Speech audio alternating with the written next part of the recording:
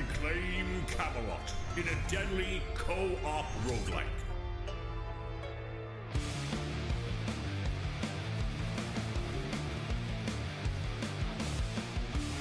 Choose your path.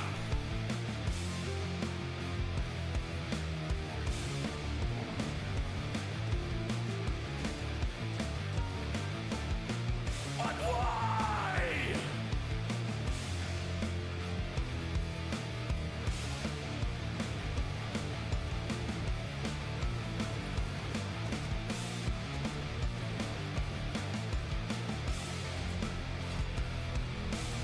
Your reign of Camelot is over. Reclaim Camelot if you must.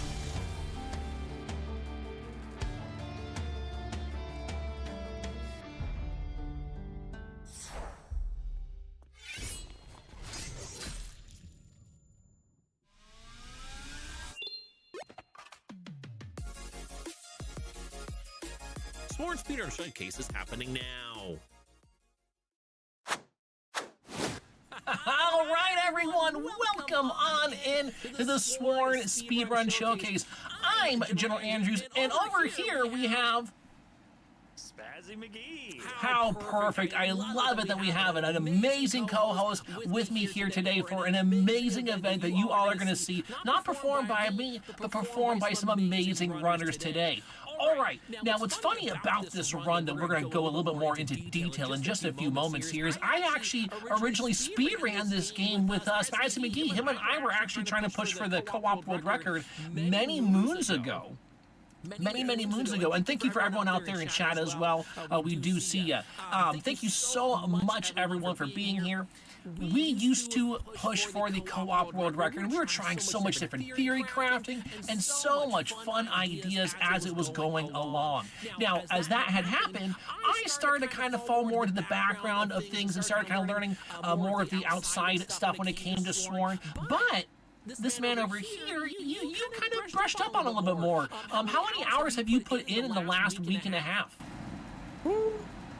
Man, if I had to put it all into it, probably I would say about 40 hours, if I'm not mistaken. So yeah, quite a bit of time. But in that 40 hours, the things that I have learned just have changed the game entirely. I could imagine. I'm assuming the echo is now gone. I think it's because I by accident forgot to mute my cam link. I think that's what it was. Okay, yeah, that's what I was thinking. Yeah, that's good old cam links for some reason picking up on that little bit of audio. But you know what we're going to pick up on today are some really cool stats, some really cool tricks, a lot of really fun stuff that you're going to see out there you can use casually, or for you speedrun fanatics, you're going to take it to the bank, aren't you? All right, so with that being said, though, the bank, baby. With that being said, so you've been dabbling in this, and you said how many hours you put in the last week or so? 20-something hours, 30-something hours? Yeah, 30 to 40 hours. 40 hours. Okay, that's a lot of time while working a full-time job, while I guess sleeping and working out too. I mean, these are important things that you're going to get an opportunity to see what these runners, this is one of them, and a bunch of the others have done today. So we're going to have 3 different runs today, Mr. McGee. What are those 3 different runs, and who are the runners that we're going to see? What's our first one? All right, so to like kind of dive in tonight, you kind of threw me off a little bit here with all. Oh yeah, of course I did. I'm everywhere. You know this, nothing new. Well, we got a awesome lineup for you all tonight. First up, a solo run with Umbran, the current world record holder. And then next we have a duo run featuring Thormungandr and the President Noir. Both partnered Twitch streamers with deep roots in retro speedruns and challenge runs. And then finally, to close out the night, it's myself teaming up with, again, Umbran and our good friend LuxinPhoenix, a retro speedrunner and Final Fantasy fan and variety Twitch streamer. It's going to be a blast from start to finish. I'm really excited about it. Oh yeah, it's gonna be something special. I've been getting an opportunity to tune in on some of these practice sessions. It's almost like I'm a field reporter going out there on the scene and watching these folks get their reps and listening to what the coaches are saying. You know, finding out the different strategies, finding out what doesn't work, honestly, or what doesn't work for them.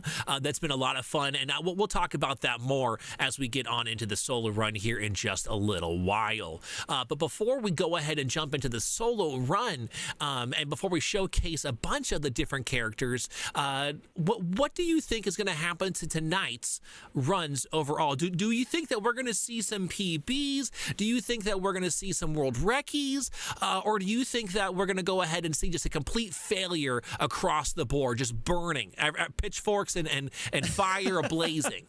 Well, hopefully not. Hopefully not. Okay, good. So, good. Yeah, no, I've got to have the pleasure of practicing with each one of the runners. We actually all jumped into a room together and just practiced together. And I believe that we're probably going to have pretty close to 3 PBs tonight, if I'm not mistaken. I'm just going to put it out there. Okay. I'm feeling it. I'm thinking that it's going to happen. We have all been within a very, very good range between anywhere from 8 minutes to 15 minutes. And actually, the trios run doesn't even have a time yet, so that's automatically, we already got one in the bag for tonight. All right, folks, so we got to see them beat the boss, and they're saying that they're putting their stamp of approval on it. That's some pretty rad stuff there. Okay, so something else that you had brought up just for a second is that you had talked about the fact that some of the runs have not been a time up on the board yet. Why is that? Do you know, or? Well, so as a lot of you who may know, the game just did full release. Yeah, that's right. That's right. Yeah, that was right. Yeah, so it was right around the middle of September, and that just completely, obviously, changed all the metas and changed how each one of the characters hit. And so Umbran and I think just 2 or 3 other runners have really been able to, put some time in and actually get something up on the leaderboard. So outside of that, the more experienced runners, realistically, there hasn't been a lot of times put up on the board. So this provides an opportunity for us to do some exciting things tonight. Very cool. And it's true. What SpazeeMcgee is talking about is something that's completely normal for any new age game on the speedrun board. What happens is a lot of games will come out in their demo phases. They'll come out in their alpha phases, their beta phases. Maybe they get to a 1.0 and maybe they go a little bit further. Awesome. But what usually happens is there's a lot of bells and whistles that you think, oh, that's all that's added to it. No, there's even some things that have been patched out or things that have been tweaked a little bit here, or some damage that was spiking way too much, so you don't get to have that advantage as you did before. So there's a lot of things that happen with these new aged runs, like you're going to see with Sworn, that every time a patch comes out, there's probably going to have to be some new strategies found, and that's why it's really cool to have these resources like the World Record Holder Umbran that we're going to have in tonight, showcasing the solo run and also joining us for the trio zone, which is pretty cool. These individuals who take it upon themselves to not just get the information. This is the cool thing about new age runners, is that they get the information and then they want to share the information with others to go ahead and get more ideas. Because what happens is when more and more people put their brains together, they're like, well, I can't do that what you're doing, but I see what you're doing and it's successful. How can I put a twist on that? And then they do. They put a twist on it. But now that twist actually happens to be a second faster. Oh, no heckin' way. But they did that for themselves, only to find out over time it was a much faster way to do things. And then now everyone else has to implement that into their run. Because well, this person's going a second faster than I am for doing everything the same except that one thing. I'm going to go ahead and jump on that one thing. I see some people in the chat here, because we got a lot of speedrunners out there. We got a lot of supporters of the speedrunners, and they're bringing really, really good facts to the board here, talking about the fact that speedrunning community believes everyone becoming better together. Would you say that's accurate? There you go. Yeah, I would say that's completely accurate. That's some good stuff. And what's really, really cool is even throughout practicing for this run, we even found a new glitch. And so we'll get to explain that a little bit later as well. Oh, and that's something that's really, really fun. That's going to be fascinating. But you know what? Before we keep on talking more and more, let's go ahead and show you what characters are even available, what kind of moves you can expect from these characters, and what the heck names they have. Folks, we'll be back get to it in just a split second. Welcome to Camelot. Sworn is a dark retelling of the Arthurian legend. This 1 to 4 player co-op action roguelike sets you and your friends on a quest to overthrow a corrupted King Arthur and reclaim a fallen realm. Your journey begins with the Vigilante, a swift, lethal rogue who excels in quick movement and precision strikes. Perfect for those who like agility and speed.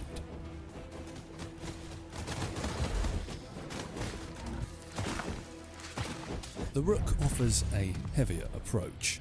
A mighty warrior who trades speed for devastating power. Built for the front line, the Rook shrugs off blows and crushes foes with carefully timed strikes.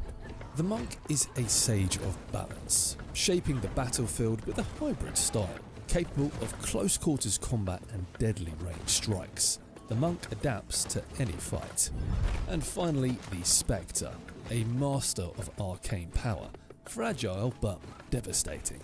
The Spectre rewards players who prefer overwhelming enemies from a distance with high magic damage. The Feylords allow you to combine your strengths in surprising ways. With thousands of blessings and ability combinations, you can craft builds as unique as your imagination. Channel the might of the Feylords and unlock ultimates. Your ultimate's ready! And forge your soul against the Knights of the Round Table. The challenge ahead is immense, but only the Sworn will endure.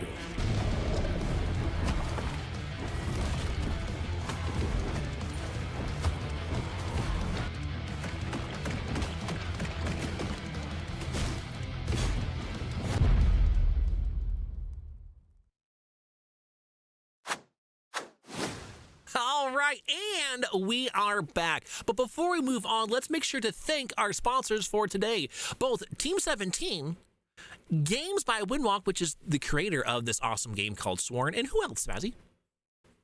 And the 8-Bit Dojo. Whoa, that's awesome. Okay, now that we saw all 4 different characters here, I know from all the watching that I've been doing that either today we're going to see only 3 of the 4 characters, regardless if it's a solo, duo, or trios run. We're going to see, because people are allowed to, you're allowed to choose multiple of the same character if you think that's going to be faster. Is that correct? That is correct. Okay, so today we're only going to see the Vigilante, we're going to see the Rook, and we're going to see the Spectre.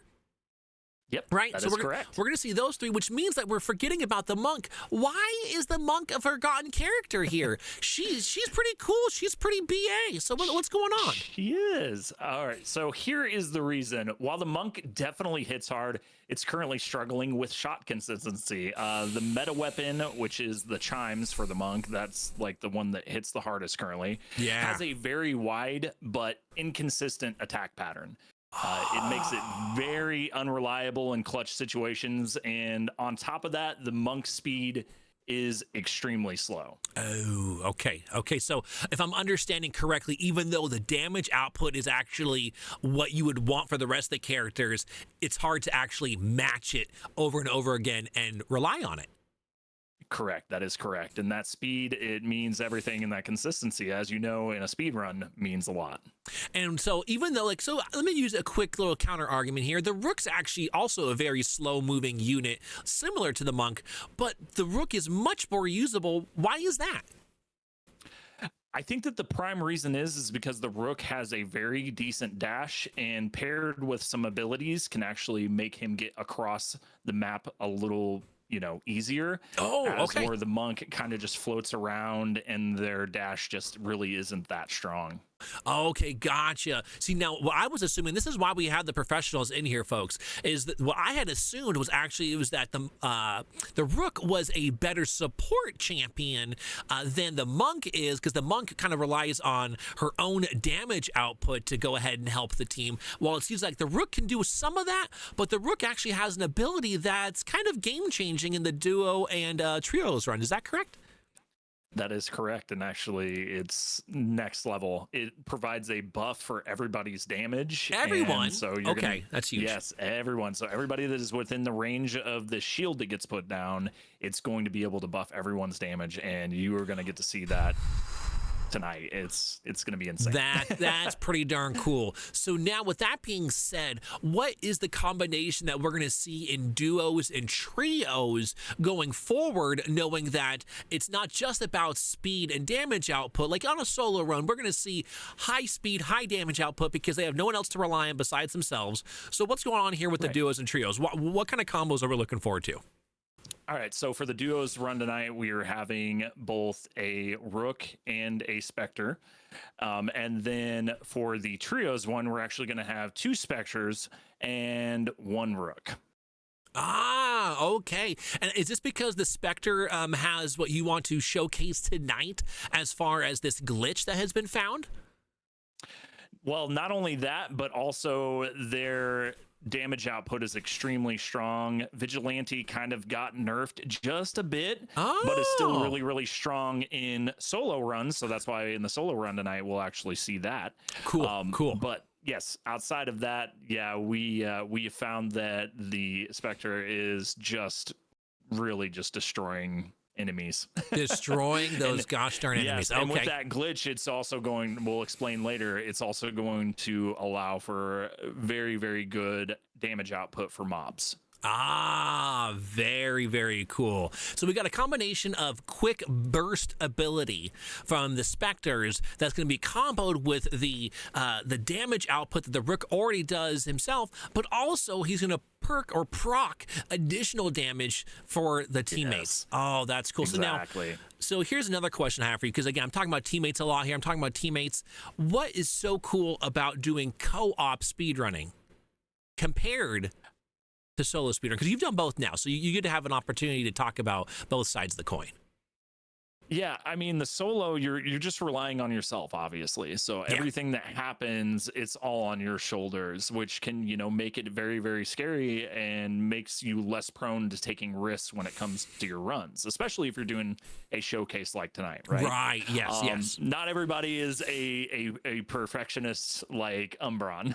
Fair enough, fair enough. So, but yeah, when you jump into something like a co-op run, if you mess up, you have somebody who is there to pick up your slack, and then you get that energy, back and forth of, they had my back on that one. It makes you want to perform even better on top of it, right? Yes, it does. It's so cool. You're right. Yep. Makes for an extremely exciting run altogether. Oh, wonderful.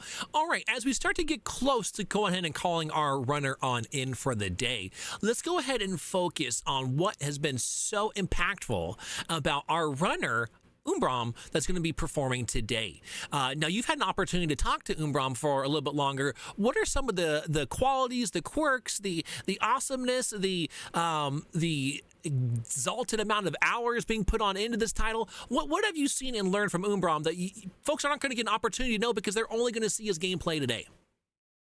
Yeah, so one thing specifically when it comes to this game, Umbran is very, very, very passionate about Swarm and the community and building up a speedrunning scene for the game specifically. They have put thousands of hours into this game, more than a lot of, yes. And I mean, the fact that this game, has been in early development just for a little while, and then, to just fully release, I mean, the possibilities are limitless, and Umbran was on top of it as soon as 1.0 dropped and had all these notes already ready. And the cool thing was, though, is even like developing our trios run, they were like, hey, this is going to be something that is, like, we're just going to be testing everything that we possibly can. I may be really, really good about, theorizing, what these builds are going to be, but we may run into something, that any of you may discover during our practice sessions. And it was true. We did. We discovered quite a few things, and that's what has made, the experience really, really cool. But Umbran overall is just down when it comes even down to just the minute code in the game. They know everything about this game. And it's just been really cool to work with somebody who just has that sort of knowledge when it comes to a game. And again, once before we finally pull Umbran in to go ahead and show off how good he is at this game, let's also talk about the fact that if you're going to speedrun this game, there are some caveats you're going to want to know, because typically when you play a game like this, or you see the opportunity to unlock achievements, you want to unlock them all, right? But if you're speedrunning, that actually might be haphazardous for the run. What happens in that regard? Why do the speedrunners use a very particular file instead of, hey, I'm just showing up, I'm playing, I'm going as quick as I can, whatever I get's what I get? What's up with that? Yeah. So for this run, Umbran has so graciously given us all save file that they have made, and it essentially allows us to run the game in a way that is the most consistent. So what happens is there are perks within the game that if you wanted to beat the game on higher difficulties, or you're just playing it casually, correct? That allow you life longevity, for one. For two, you can have companions. And then the third option is your ultimates. Oh, yeah. All three of those things we have had disabled so that they don't show up in the role for our abilities from the phase. And because, again, those are really cool abilities. And when you play casually, I mean, I know when we were doing speedrunning of it, we would even use some of those supers or ultimates to go ahead and keep ourselves alive to beat the bosses. Right. But if you're trying to really theory craft and get this down to a science, those actually make it extremely hard to do so, if I'm understanding correctly. That is correct. Wow. 100% correct. My goodness. Do you ever miss any of those things? Do you miss having the little spiderlings run after you? Do you miss slamming your fist into the ground with Gog and Magog? I mean, is there anything that you're like, oh man, even though I know I'm faster, I do miss this a little bit? I do miss the babbed ultimate just a hair, yeah, but that's that just one, yeah. once again, it's just because of the visuals and the fun, you know, damage output that you get to have with everything. But overall, what I have seen specifically from this run, and you know, once again, you can have fun with the game casually, right? But then you get to have that new added excitement. Once you beat the game, you've done everything that you can with the game casually. Now let's see how I can beat it as fast as possible. And so you get to see all these fights that may have been difficult for you before are now just a breeze. Right. And what's so cool about this game is you don't have to learn any other type of timer format. You actually have an in-game timer that monitors for you just when you're playing the game only. Yes, that is correct.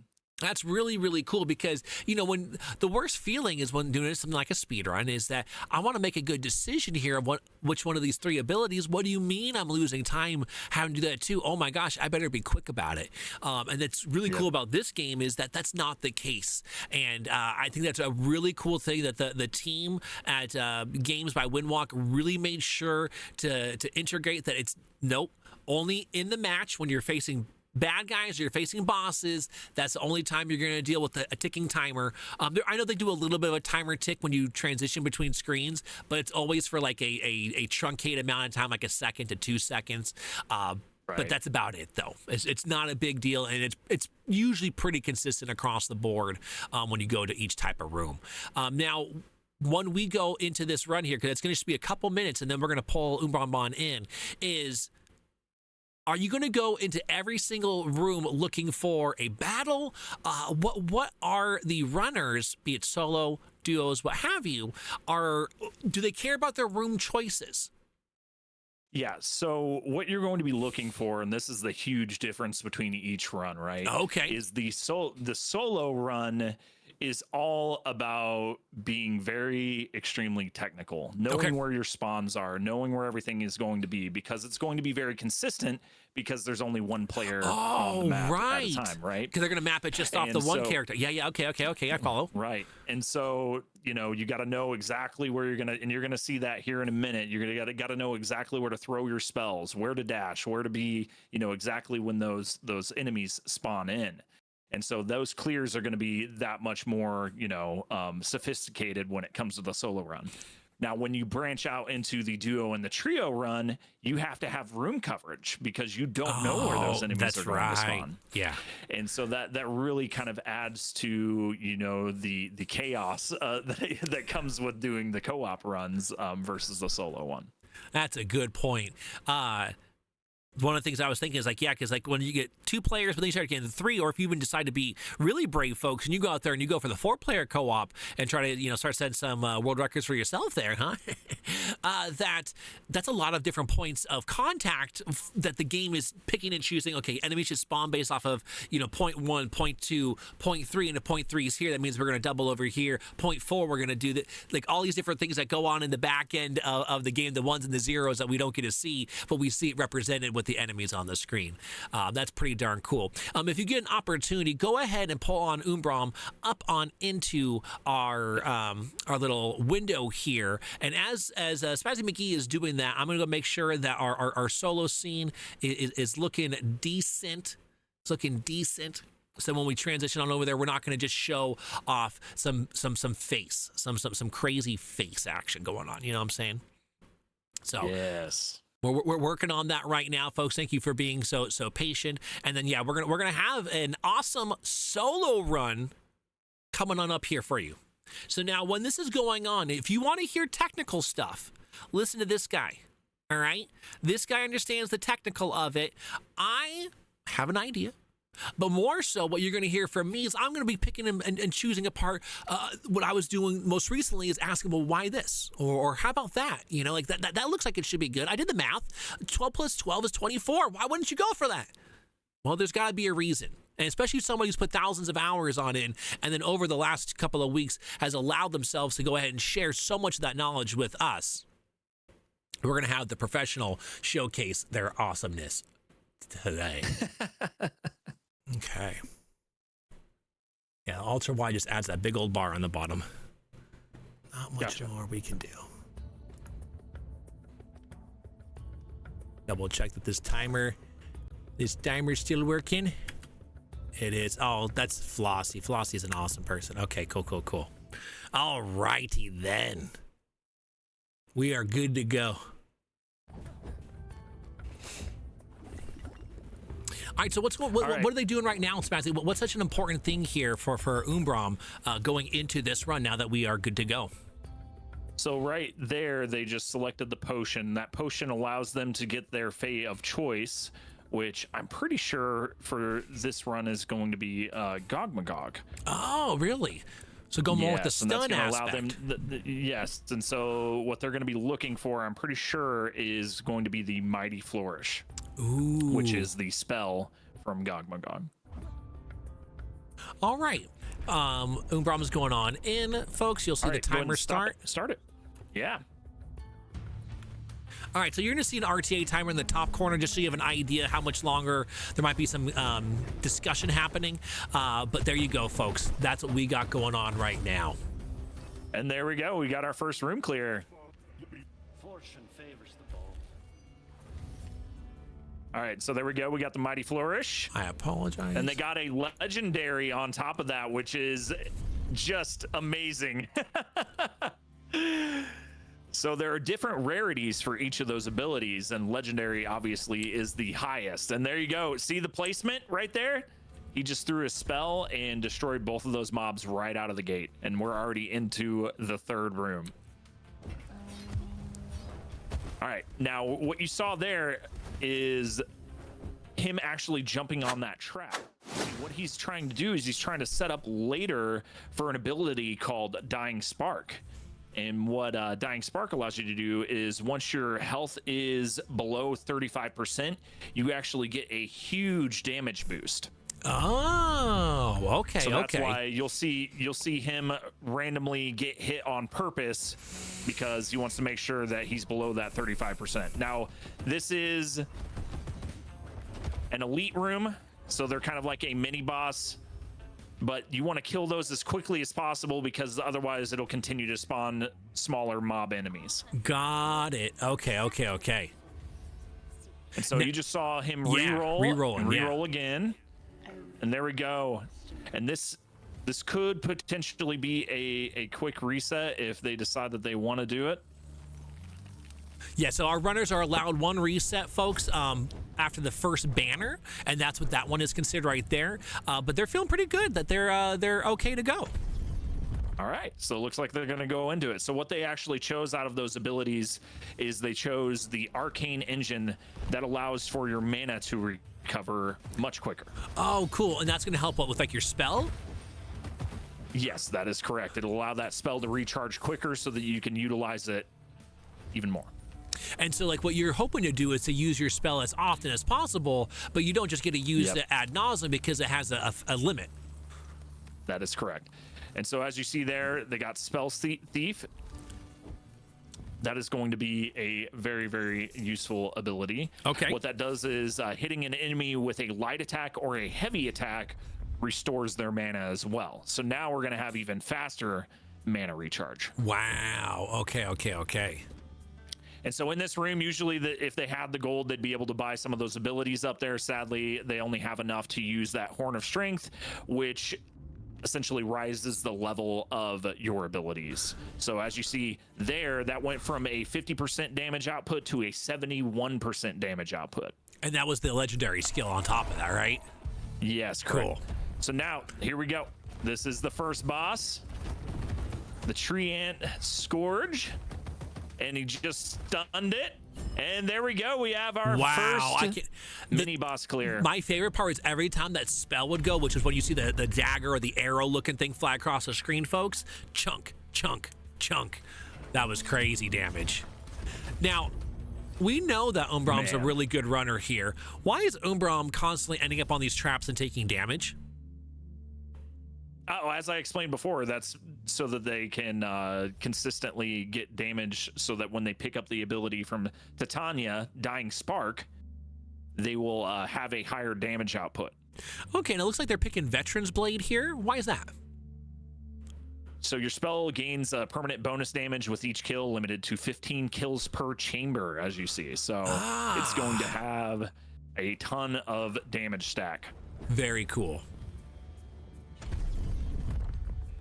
Okay, and then between these two rooms, was there a reason to choose one versus the other, or?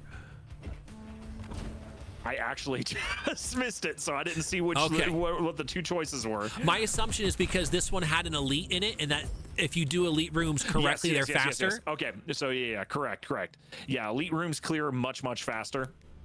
So there's that's really the explanation right there. Once you kill the elite boss, the room's pretty much complete. If as long as you've got all the mobs taken care of too on top of that. So there's less guaranteed.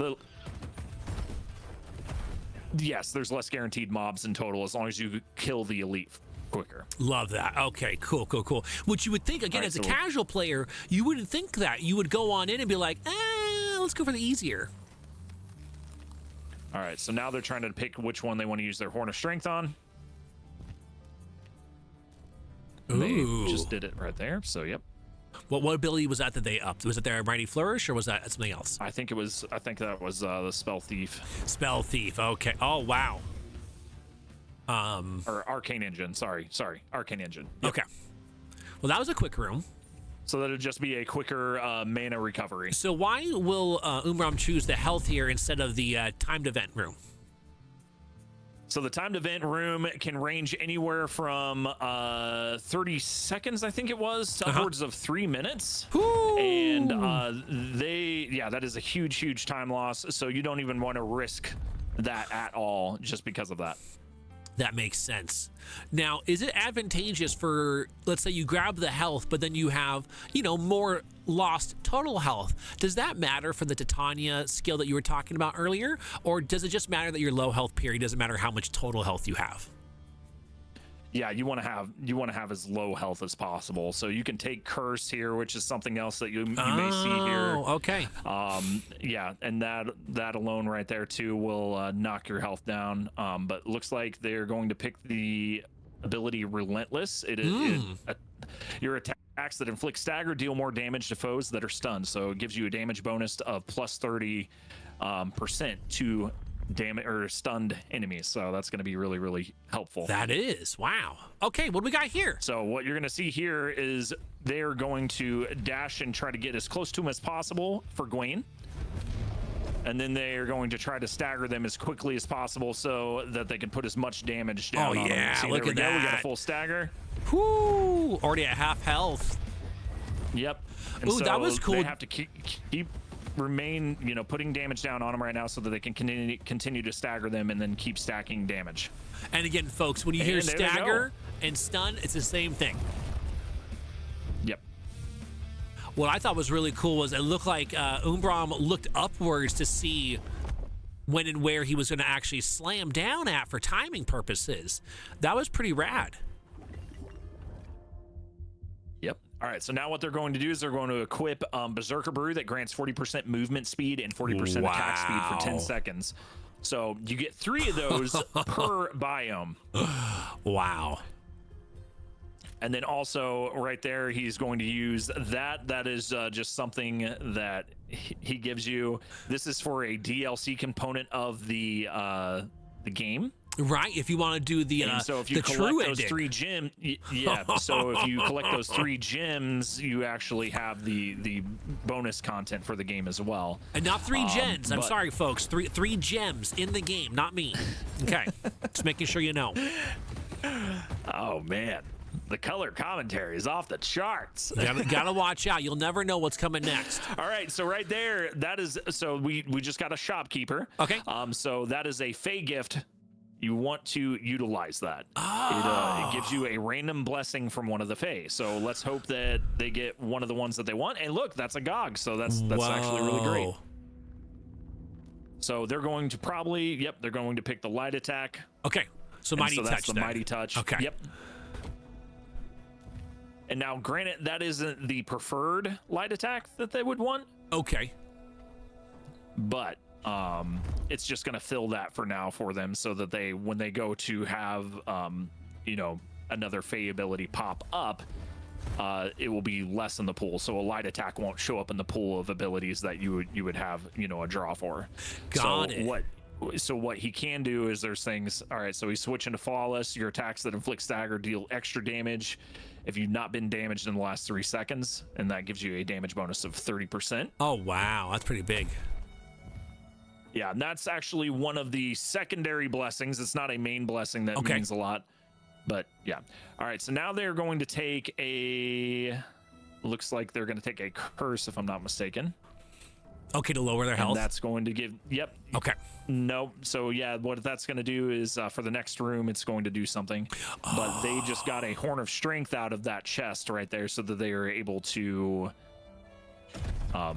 up their strength again. So that was just a freebie, essentially. It was a free Horn of Strength. Oh wow, that's a nice bonus. From them reaching in this chest. And I was going to ask you earlier, like Umbran did not choose an elite room and chose the Gogmagog. Is that because of building preferences more so than okay? That is correct. Sometimes you just have to take risks when it comes to this run, and so you'll take the time loss, the little bit of time loss, so that you can get the abilities that you need. That makes sense. Okay, cool. And what Umbran's probably feeling right now is that they don't have 100% the full build that they want, and so they're going to have to get that. All right, so it looks like they're going to take Press the Attack. Okay. Your attack inflicts stagger and deals increased damage if you've not used your dash in 3 seconds. So that's going to be huge damage output, plus 30% right there. That's it. So we got damage input just stacking all over. Yes, that is correct. So that's also going to be one of those things that, see, boom, just fried. Okay. All right, here we go. We are hoping for 2 for twin brothers. Yeah. Looks like we got the Raving Light. We got the Dirty Rat. That's what we got. The Dirty Rat. He killed my brother. He did. Get revenge. Oh, thank you, Umbran, for the revenge. Oh my gosh. There we go. Whew. All right. So once again, as you saw, that was another time challenge event. So we picked Heart, even though we don't want that healing. We sometimes have to take it. And all right, we just lost our first life right there. Okay, and that's not that big a deal, right? Well, he started out with 3 charges. He now has 2. Oh, okay. Yep. So he has 2 more potential revives, but there's also chances to pick up extra ones if he needed them. If he felt like, you know what, my health is a little too low for me to survive this boss, or with all my revives that I have potentially. So I'm gonna go ahead and I'm gonna take an extra revive from a shop, which that's the only places that they currently drop. So got it. Now here's something. This run looks so darn good, but is there any abilities right now that Umbran's missing that would be ideal going forward?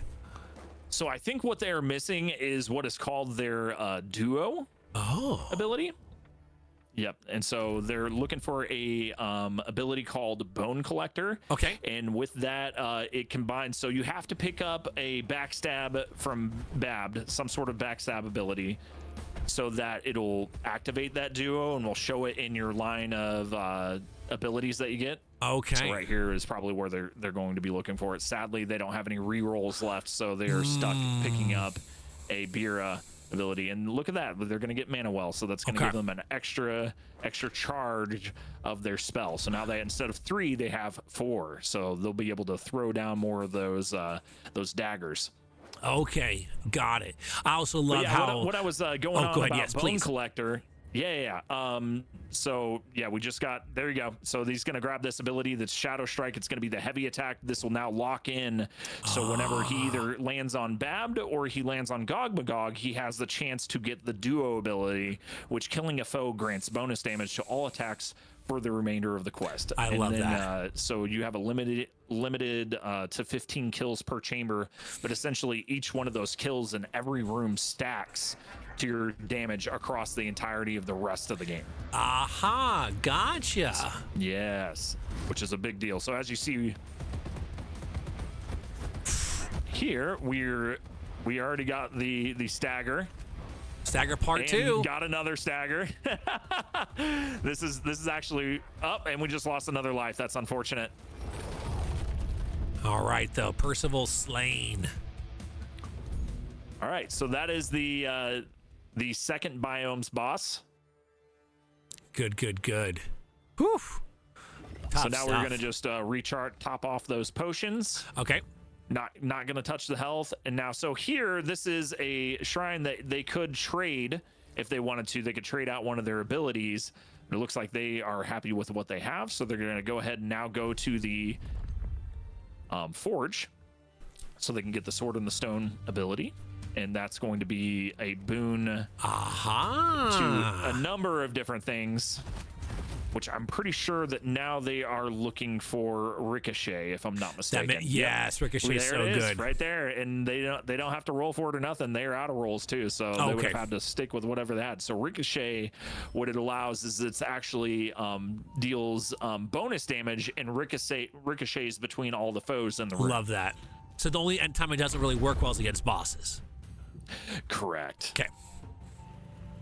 Except this biome's boss actually has enemy units with her, if I remember correctly. Yes, that is correct. At least the final boss in this area. Cool. All right, so now they're going to add some levels to Flawless, it looks like, and get that up from 30% up to 40%. Ooh. All right, health over the timed event. All right, and there we go. Now these guys are pretty strong. Yes, so, they hit hard. So don't face tank it. Yeah, no, you don't want to face tank that one unless you want that. Once again, unless you want that damage. Yeah.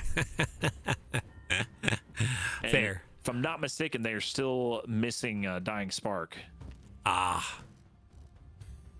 still missing Dying Spark. So, all right, looks like they picked Bira, and they're going to go with Spellcaster. Okay. So they're going to deal a bonus damage with their spell. Oh, yeah, that's nice. An extra that's a nice 20% boon. Yeah, especially on the common level. Instead of getting any of these, because you could get lucky and get some higher. You see the ricochet that there? ricochet was fire. All right, that was a nice, easy room clear right there. So I hate this biome. It's like my worst enemy. All right, here we go. We got the next boss. Such a punk. The Galvanic Witch. This is not the preferred boss. Correct. But wow, it should be a fairly easy clear. Almost and no there dives. We are done. Almost no dives. That was impressive. That's difficult with co-op. So to do that solo is just extremely impressive. Whew. Now, as you see there, just taking a little bit of damage just in case. And there you go. We're going to be able to get Titania's Blessing, which is what we've been looking for, the Dying Spark. Okay. So we'll be able to get that bonus damage on top of everything, which is huge. And that's the bonus damage you need for the fact that you're missing health. Yep, that is correct. Cool. Because otherwise, there's no point to be low. Yeah, and as you see here, there we go, and we got a rare Dying Spark, which is even nicer than just the normal baseline damage, so that's awesome. Because it goes what? Common, uncommon, rare, epic, and then legendary? Legendary, yeah. Okay, all right. Oh, so it's good down the middle. This speedrunner is so good, folks. That's why it's so cool to see this solo run to start everything off, because just the meticulous nature of everything that's going into this is just, it's so hard to explain in such a limited amount of time. Yeah, it really is. Was that Mighty Flourish it looked like that got chosen for upgrade? Yes, that is correct. Cool. You've got it up to level 4. And on most abilities, after 5, it starts to kind of like drastically scale. Like you'll go from getting a lot of percentages to like you're getting like 1 or 2. So after level 5, you start kind of trying to put your damage towards something else. That makes sense. I was always curious about that. Yeah, it just depends on what you want to prioritize in your build. Smart thinking. Smart. Yeah, exactly. Smart. I'm telling you, like, because you really on a game like this. It's not like there's like, oh, game over, let me go ahead and click continue. Once you're out of your lives, that's it. That's the run. So, but you don't want to go slow either just by dodging the whole time. So it's like a mixture of being able to stay alive and kill the enemies before the clock continues to tick. All right, here we go. Now you get to see all the damage come into play here, folks. Yep, we got Lady Bedivere. She is one of the harder bosses because she likes to move around a lot. And that was a near perfect clear right there. I didn't see her. What boss are you talking about? You said she moves? I don't know. It looked pretty stationary to me. Yeah, it was like John Cena up in there. My goodness. All right, so this one allows to either trade for health or to trade for money. So as you see there's a health thing and then there's money. Yep.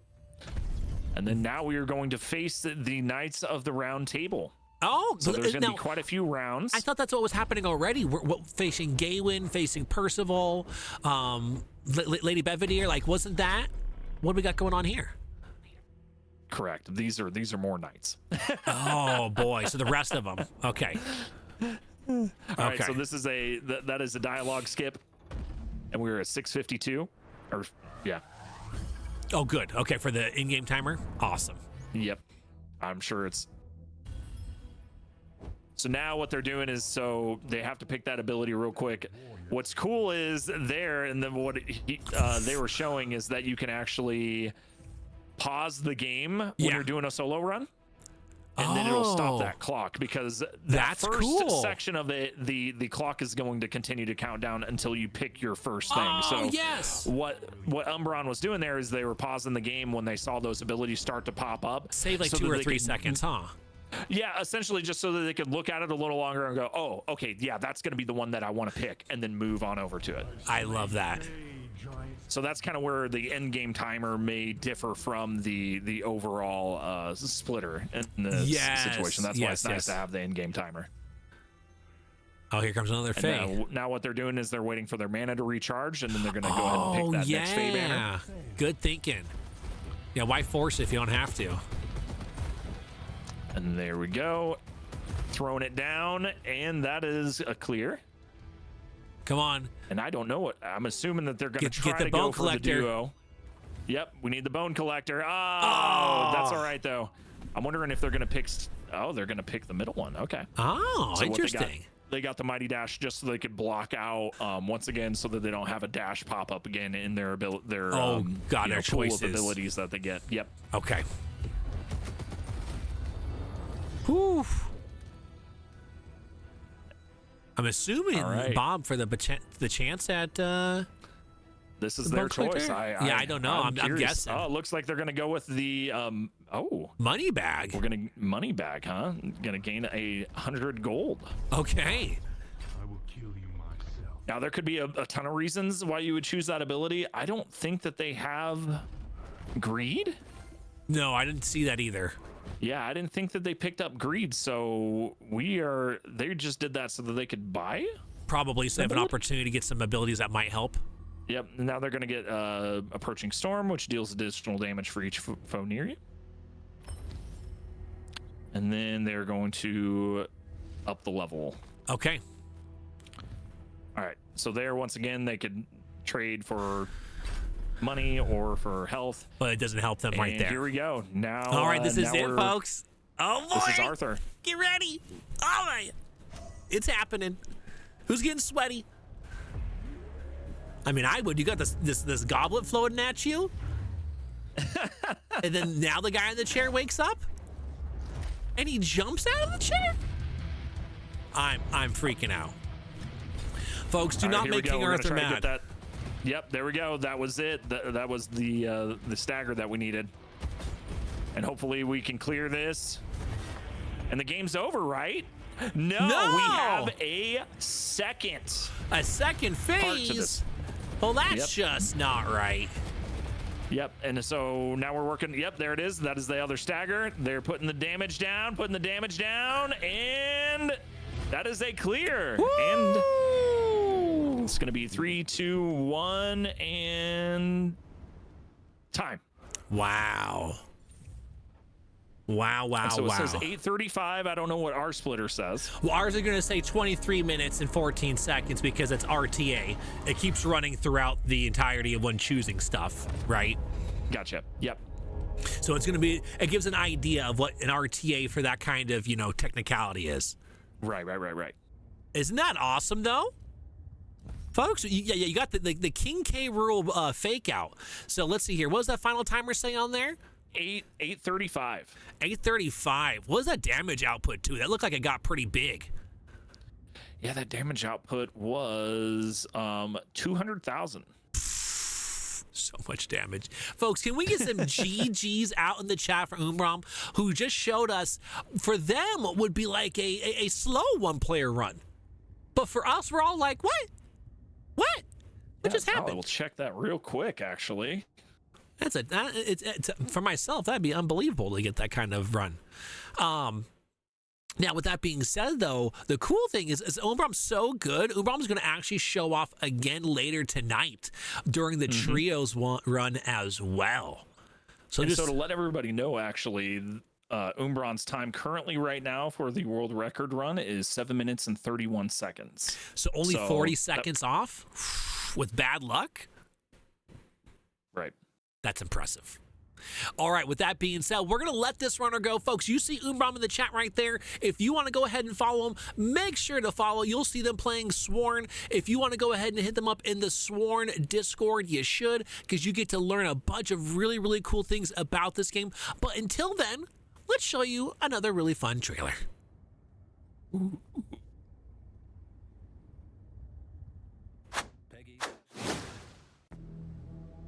Welcome to Camelot. Sworn is a dark retelling of the Arthurian legend. This 1 to 4 player co-op action roguelike sets you and your friends on a quest to overthrow a corrupted King Arthur and reclaim a fallen realm. Your journey begins with the Vigilante, a swift, lethal rogue who excels in quick movement and precision strikes. Perfect for those who like agility and speed.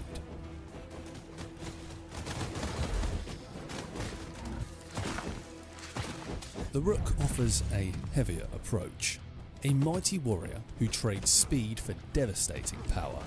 Built for the front line, the Rook shrugs off blows and crushes foes with carefully timed strikes.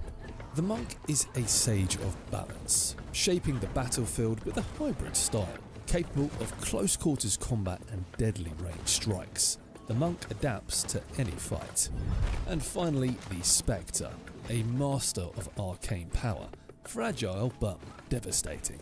The Spectre rewards players who prefer overwhelming enemies from a distance with high magic damage. The Fey Lords allow you to combine your strengths in surprising ways. With thousands of blessings and ability combinations, you can craft builds as unique as your imagination. Channel the might of the Fey Lords and unlock ultimates. Your ultimate's ready. And forge your soul against the Knights of the Round Table. The challenge ahead is immense, but only the Sworn will endure.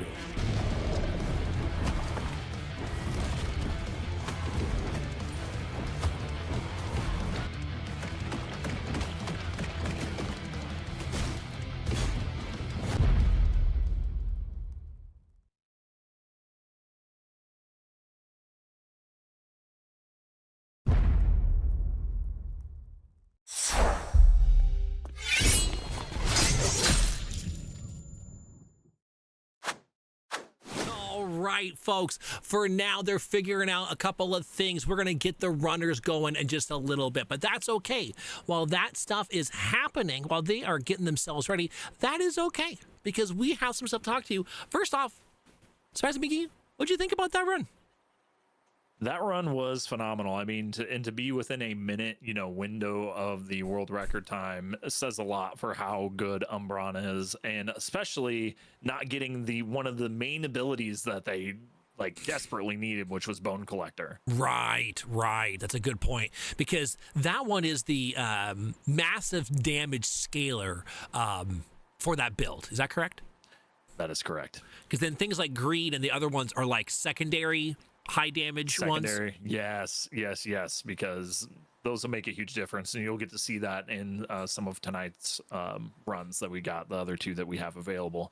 But yeah, no, what that allows is you're getting essentially upwards of 15 kills per chamber that stack into your overall damage. So let's say that realistically you're probably only getting anywhere from 5 to 10, right? Got it. But yeah, over time, yeah, it's gonna be some massive damage. It's gonna be okay. Got it. Welcome to Camelot. Sworn is a dark retelling of the Arthurian legend. This 1 to 4 player co-op action roguelike sets you and your friends on a quest to overthrow a corrupted King Arthur and reclaim a fallen realm. Your journey begins with the Vigilante, a swift, lethal rogue who excels in quick movement and precision strikes. Perfect for those who like agility and speed.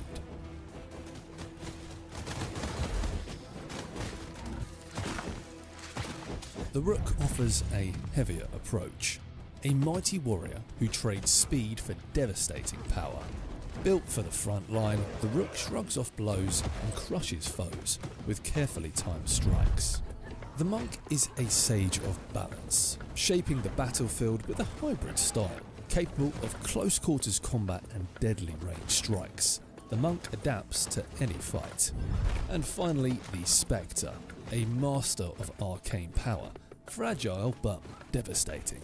The Spectre rewards players who prefer overwhelming enemies from a distance with high magic damage. The Fey Lords allow you to combine your strengths in surprising ways. With thousands of blessings and ability combinations, you can craft builds as unique as your imagination.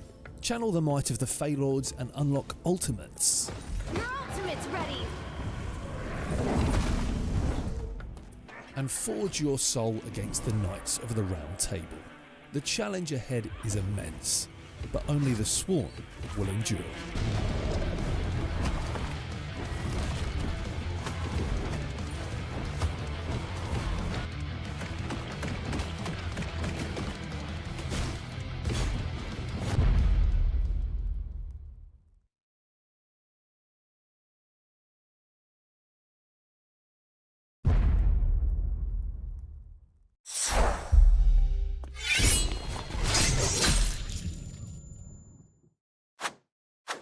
Difficulties that are happening right now, so yeah, so to explain that, right? Been tested. Yeah, everything had been tested before the broadcast, but sadly just things come up, and that's what happens when you're doing it live. I mean, even big events, just things like this tend to happen. Oh yeah, we have a cool workaround in the future that we figured it out late last night, and there wasn't enough time to put it together where I was like, yes, I'm going to feel confident to do this today. I wish I would have figured this out even longer ago, but you know what's cool about that, folks, is you are all so patient. You continually show me your interest, not just in what we're doing here, but also the game Sworn. And like Spazee had said here, you can see that we have our sponsors here, Team 17, Games by Windwalk, and obviously the 8-Bit Dojo. I mean, that's the whole reason we were able to put this on today, thanks to the combination of these three entities working together to make it a possibility. Now, folks, before we start going on into this duos run here, we got a few minutes before we're supposed to start that bad boy up.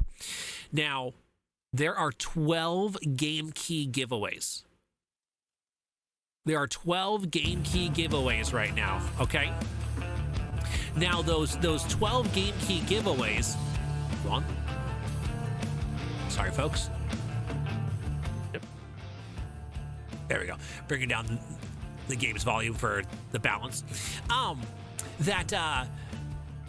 The only thing you need to do is be here in the channel. We're going to pull them after the third run tonight. So we're already about to be on run number 2. So after the third run tonight, we're going to pull 12 giveaways. But all you have to do, pick your preferred form of social media, type in exclamation point 8-bit right now. Anyone can type it in chat. You can go ahead and just retweet whichever platform you prefer, if that's Blue Sky, if that's Twitter, if that's Threads, if that's Instagram, any one of those 4, retweet all 7 of the promo arts. Be here, get in the giveaway, and you can win not just yourself a game, but you have the opportunity. Like, I already have the game. What am I going to use this for, Jen? We're about to show you some co-op and some trio action here really soon. I think you're going to want to play this game with a friend. And I don't know about you, Mr. McGee, but I know in this game, I definitely have much more fun playing it co-op. Yes, I will agree with that 100%. It's a scary game when you're trying to do it on your own. Right? I mean, like, you're like, oh, I'm fine until you start to lose all your lives. And once you lost your lives, it's like, oh, gosh. I mean, even that was the thing that for instance, Umbran, they were being so brave with the amount of health that they had. Yes, over and over again. Yeah, I would have not been that risky, even with, the one life that they had. And they pulled it out there at the end and completed the run. And I was just like, wow, like that was mind blowing. It was impressive, right? Yeah. It was heckin' impressive. Okay, in about 3 minutes from now, we'll get these runners officially started on There to Go. Let's talk about these runners for a second here. Who do we have playing right now? It looks like we've got a Thormungandr, and we also have the Prez Noir, 2 amazing Twitch streamers, 2 Twitch partners. Also, they've done a bevy of different games done quick or other marathons under their belt as well. What do you know about them, Spazzy? Well, Thor, for instance, does a bunch of different challenge runs, specifically with playing with a plethora of different controllers. Oh, yeah. One of those more famously was a speed run or not speed run, but a playthrough that they did of Elden Ring. With potatoes. So they had actually put little, they'd hooked up the diodes to like potato skins and set, buttons to each one of those potato skins and actually played the game. That is what kind of skill to do that, and then the big brain, the cosmic brain, to like put that all together and say, I want to do this for a game, not just some cool science project, but the science project is playing the game. What? Right. And it's just one of those things that this Thor just loves doing quirky things with how they attack playing video games. It's true. I'm waiting for them to eventually get so good at this game they start playing it with a steering wheel. Right. And then to move on, the President Noir, a lot of people, how I got to meet them is actually they were doing a GDQ run at PAX East. That's true. Last year. Yeah. And they did a which one was it? It was Super Mario World. There we go. I was trying to I was trying to talk with you at the same time and thought we might say it at the same time. I was one of those things. You tried your best. I was like, You tried your best. But yeah, and on that broadcast, if any of you get the opportunity to go and check it out, they just had a massacre of Yoshis. Just you're right. If you're a Yoshi fan, make sure to turn away when you watch that video. Yeah, okay? You want to turn away. You want to go and get your Yoshi plushie and cuddle with it afterwards, because there's just no way that you're going to be able to recover. Yeah, it's true. It's very true. No, it's really cool what these two individuals have done for numerous different things throughout their communities, throughout getting, you know, advocacy, if that's for disabilities, if that is for other aspects of things. I know I've done charity work with the President Noir. I've definitely been a part of different D&D campaigns with Thormungandr that were to get some awareness and or raise funds for accessibility needs. Just some really, really cool stuff that these two do. With that being said, though, I think it's time to start hyping up this duos run. So, Mr. McGee, what are we going to see here from these two? What's the idea? And then we're going to let them start running. Yeah, so the biggest thing is that they are actually both going to be facing a little bit of a boost when it comes to the health on each one of the mob characters, the elites, as well as the bosses. So they're going to be a little harder to kill because, you know, there has to be game balance. On top of that, there is actually going to be an increased pool of mobs that are going to spawn into each, you know, section. So that's also going to be another thing. So what they're going to want to do here is they're going to want to make sure that they split up across the room as much as possible and have as the most amount of coverage that they possibly can. See, the problem here though is that Thor is going to be very, very limited on the amount of movement that they have. So it's going to be very, you know, big on President Noir here to actually make sure that they are using that spell to skip across the room as you see them displaying currently right now. Perfect. Can you keep that going? I gotta answer this really quick for some reason. Yeah. But yeah. all they have to do here. Oh, there we go. There we go. Look at that. I'm by myself. But yeah, all they have to do essentially is just work together and make sure that each room clear is very, very, very succinct. But so Thor's job here is what they're going to do is they're actually going to be putting down shields, as you see there, as they're displaying. Those shields are actually going to add a major buff to all the damage that they're outputting. And what they're going to be doing, each one of these, just like the last build, they're going to be searching for specific abilities. So here, actually, let me pull this up on my screen. So Spectre is going to be specifically looking for Shadow Touch, which is a babbed ability. That's going to be a light attack that can inflict backstab, and then their spell is actually going to be the Gogmagog ability, which is Stagger.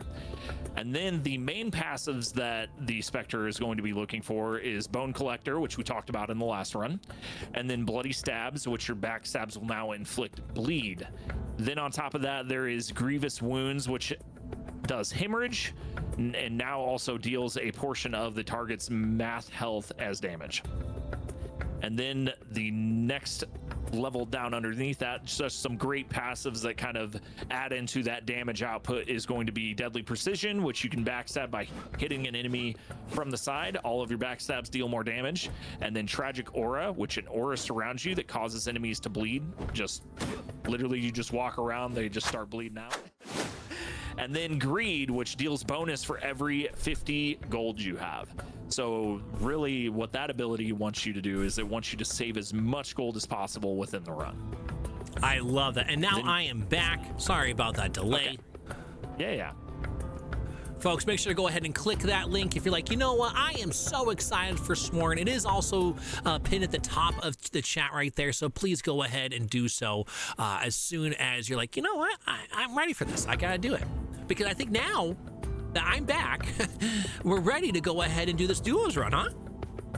Yes. Sweet. Well, whenever those two are ready, I'm ready for them.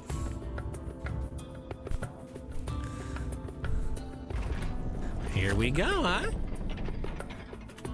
We're going. All right, so now we got two awesome runners here. So that, yep, and what they did there is just like in the last run, they actually popped their potions. Oh. So now what President Noir is doing is they're actually trying to get Shadow Touch. That's going to be their. I'm pretty sure that was Thormungandr. I'm pretty sure because that's the feed that we have. Right? Oh, sorry. I'm pretty sure. I am not seeing that feed. I am seeing President Noir. Oh, then that's probably what we're doing then. Okay, sorry. I apologize. No, that's my apologies. We probably had to flip-flop because of the game feed earlier. That's what it was. Yep. All right, though. Good work so far, huh? Yep.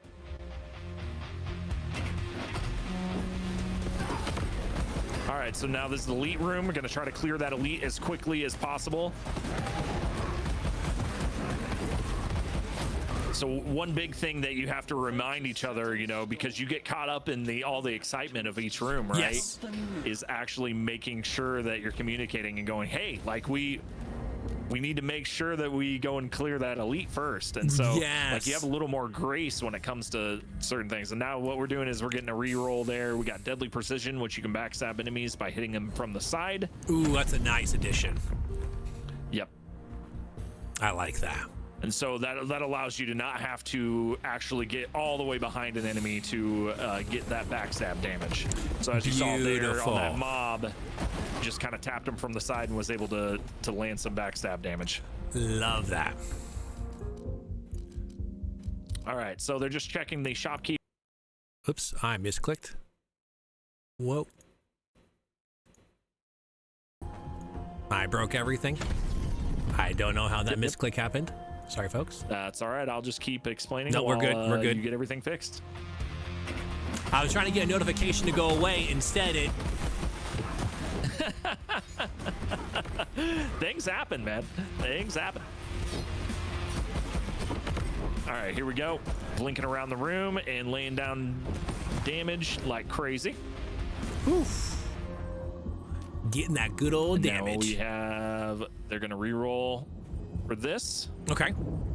And they're going to pick Guiding Breeze, which Guiding Breeze is actually you gain movement speed for 1.75 seconds when you deal damage. And then right now they're going to actually take that. That's actually going to be a curse, but it allows them to get that free Cyclone. So they also got that. That's actually that's been a pretty rare drop. I've only seen it once throughout my practice. That's pretty crazy. Yeah, so that's, 30 to 40 hours of practice right there. And I've only seen it once. Okay, So the fact that we got it in 2 of our runs tonight is really, really cool. But that's a freebie so that they can up the level of their abilities. Love that. All right, and so all that did is that just activated that little tornado that you're seeing on the screen. So with each difficulty level, so right now we're playing on the lowest difficulty. Right. With each difficulty level, those are actually a common occurrence for each different room. All right, so now we're doing Sacrificial Power. You deal more damage for all the health that you're missing. So that is also one of those, much like Dying Spark, where, the more health you're missing, the more damage you can output. Got it. Okay, so this is another form of that. Yes, that is correct. And so if you stack those two, then you're doing even more. All right, so now what they're doing is they dash towards the center, and then there you go. We have a clear. That's all they did. And all honestly, I saw was them dash. That was probably one of the best clears from them. On wow. That boss specifically too. I mean, that does sound like they they dashed him, and then that's it. That's all they did. The boss is dead. Yeah. Yep. All right, another elite room. So they're going to clear out that elite and then just clear out any remaining mobs, and that is done already. Wow. And then as you saw there is that was a timed event rune. So they chose the heart room instead. That makes sense. You don't want that extra time. That I think it was 30 seconds up to 3 minutes, if I'm not mistaken, is what was told to me by Umbran. So that's a lot of time. Like it doesn't sound like a lot. Time loss. Like if you're playing this game for funsies, it's not a big deal. Yep. Now they're going to pick the Horn of Strength. Beautiful. So that they can upgrade their abilities because they don't want health. If they don't have to pick health, they're not going to pick health.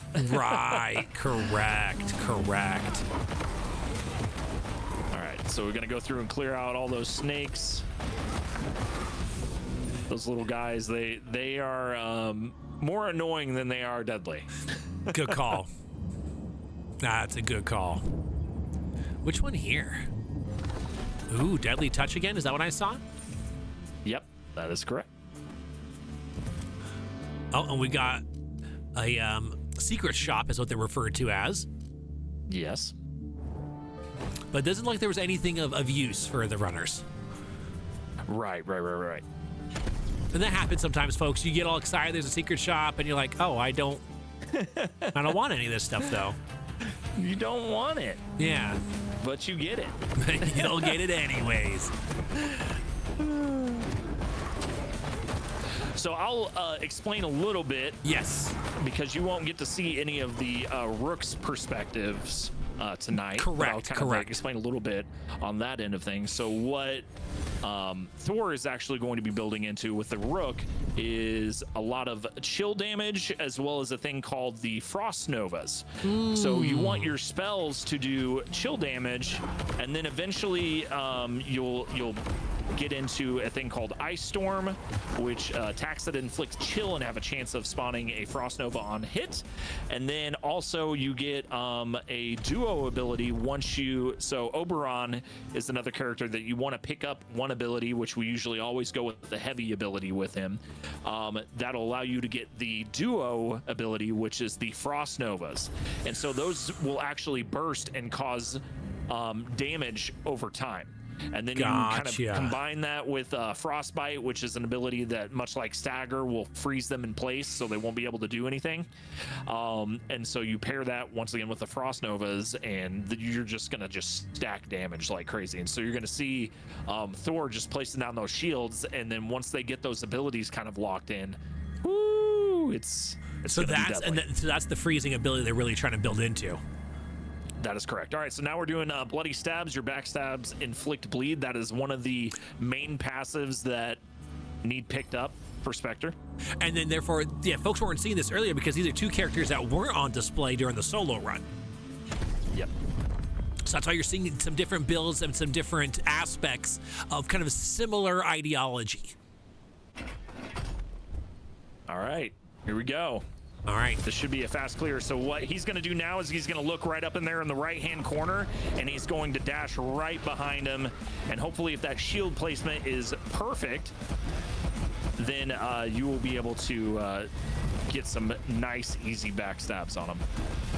Ooh. Sadly right now, because I think Thor is missing currently their freeze. I was curious about it. I didn't see any freeze building up. Yeah. Okay. And that's just what happens, folks. You don't always get your perfect builds. It's how do you build off of what you know you're supposed to be getting and then still turning that into gold afterwards. Right. Both literally and figuratively. All right, so now are both of them getting the same types of potions now that there's two runners?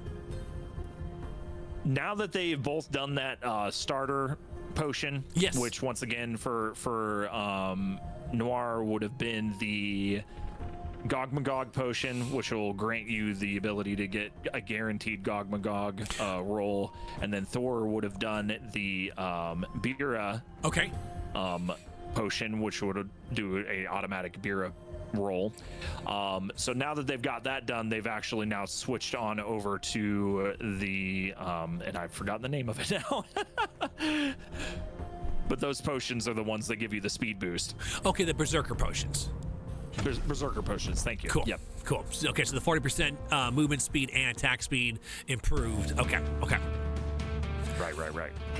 So they do similarly kind of scale later, but in the very beginning it's different because the different abilities you want for your particular character or blessings you want. Right. Okay. Yep. So now, like I had said, with these potions, you get 3 of them throughout the entirety of the biomes. So there will want to be one used at random in any of these rooms that they feel like they need it. Okay. And then one's going to be used for the mini boss, and then for the main boss. Got it. So you really only have one that you can use at your leisure. Right, because you're saving specifically for, a lot of times for the boss fights. Right. Exactly. That makes a lot of sense. All right. And that was a nice, easy clear. And as you see there, President Noir is doing a good job of backing Thor up when it comes to killing all the mobs. Doing a lot of room coverage. That is a big reason why I love playing Rook. I can go, I'm like, you know, I'm like a nice brisket, you know. Okay. Like yeah. I'm going low and slow, you know. There we go. No, there's nothing wrong with that. It cooks well. Yeah. So, you know, because then you get, you know, then you get to the, you know, a nice juicy brisket, right? And so that's I'm pretty thinking. much the damage is just a nice juicy brisket at the end of all this. Hey, you know what? The more flavorful you are today, the more flavorful you are tomorrow. So that's a good thing to think about. So I'm glad this guy is here telling me what needs to be done. You don't even need any barbecue sauce. No, You're at just that good point, to go. all the And who seasonings, needs all that extra sugar, right? all the seasonings, the marinade, the dry rub, you're good to go. Good to go. Good to go. Now, I think these runners would be good to go in this room, unless, what is a difficult enemy in this biome? Realistically, I mean, there's not really, as far as the mobs are concerned, there's not really a whole lot of difficulty. I think that it's just really just annoyances. Got and it. especially in this one, it's going to be the smaller rats along with the mosquitoes. All right, there we go. We got the good twin RNG. brothers. So, folks, you got to see so the what they're two gonna different do- kinds here. Yeah, well, they're going to go to the dash to the upper right-hand corner so that it draws both of them to their damage circle. And there you go. That is a clear. That was beautiful. Wow. That So, was a great clear for both of folks, them. what was supposed to happen there was when you beat one of them, they're supposed to merge together and become one big one with the health bar all over again. They killed both so quickly, there was no Didn't happen. fusion. Yeah, so see, there you go. That's an actual elite mosquito. Yes. And sadly, they didn't kill it just quick enough. Yeah, and it got to some yell. spawns. Like, It got some spawns off. If you see it scream or yell, folks, that's typically when it's going to spawn other additional enemy units, which is a stinker for a speedrun. Yep. But luckily, they all stayed clustered together, so that's always a nice thing. Yeah, that worked out. For it not working out, it then worked out after the fact. Exactly. So there you go. This is a terrible combination. You got the rats and the mosquitoes, and they're just flying around everywhere, all smugly. I was going to say, and there's so many more of them because they're the small version of the enemies, right? Because your different size Right. enemies, you start to notice that there's usually more or less based off of that in the rooms. Yes, correct. So I mean, so each room, and this is the cool thing about this game as well, is the RNG, right? Yes. Is you don't know what you're going to get for your spawns in your room. You may get a couple big boys in there, like you may get a ton of those spellcasters as you're Yes. seeing here, and the cost for those, right, is a lot more than say these smaller spawns. That works in your favor. You're able to clear those out, you know, those casters out a lot quicker because they're very, very slow. Got But if it. you have just a room full of mosquitoes and rats, you're gonna be in there for forever. Just like real life, folks. Just like real life. All right, Mighty Flourish, huh? You're in there swatting, you're setting up traps, you're trying everything, and you just can't get them out of your house, especially if you live in Florida. Now, that's why you use the Mighty Flourish to get him on out of there. That's what I heard. Oh, I heard that too. All right. So now, as these mosquitoes are getting cleared out here,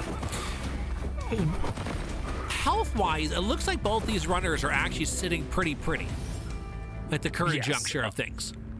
And I think that President Noir and Thor have been doing a really, really good job of making sure that their health is low for when they get that Titania, sorry, you get her dying spark ability. Right. It's like we saw eventually. I don't think that we saw. I don't think that we saw either of them pick that up yet. No, I didn't see it yet, but we got to see Umbran get it, but really late in the third biome Right. so it'd be cool the sooner that's that they're just able to get unfortunate. it. So we're gonna re-roll there, and they just also got another unfortunate roll. So they're gonna risk it, and they sadly didn't get what they wanted. Dang, that's a bummer. And that happens, folks. Even with all the re-rolls, you still can just, it's RNG. Good luck. But also it's kind of what makes it so intriguing, because like, if only I had like the really good combo, what would I have done? So this is my least favorite boss in the whole game. It's my favorite. But nowadays, because the strategies that you employ, you don't mind fighting this boss. Yes, that is correct. But first of all, what happens is they sit at the bottom of the room, and automatically he does a dash, and so automatically puts it in placement, and then you can, in that amount of time, especially as a rook, you can pop your potion, and then you can lay down your shields by the time they are already getting into their first attack. Whew. And so then from there on, you can melt them. But sadly, as you saw right there, they just weren't able to get the damage output that they had hoped for, so that clear wasn't as good as they'd wished for there. That makes sense, right? Because they're still looking for their combination that really makes them synergistic, right? Yes, that is correct. Cool. So it looks like Thor is contemplating maybe re-rolling, but now they're going to go for it. Oh no, they did a boo-boo there. Okay, because they were hunting for Bira. Yeah, they were supposed to actually go for the forge there. Oh, Because gotcha. that forge is where they get all the bonus damage for their spells. Oh, okay.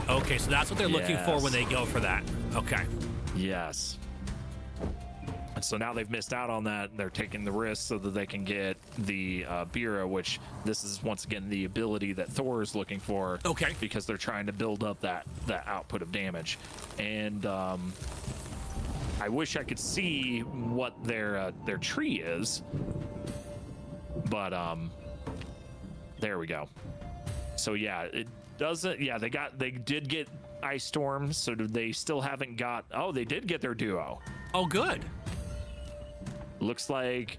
So that gamble paid off. Nova Surge. Yep. So they got everything that they need. Now they're just building on all that chill damage, along with their frostbite damage.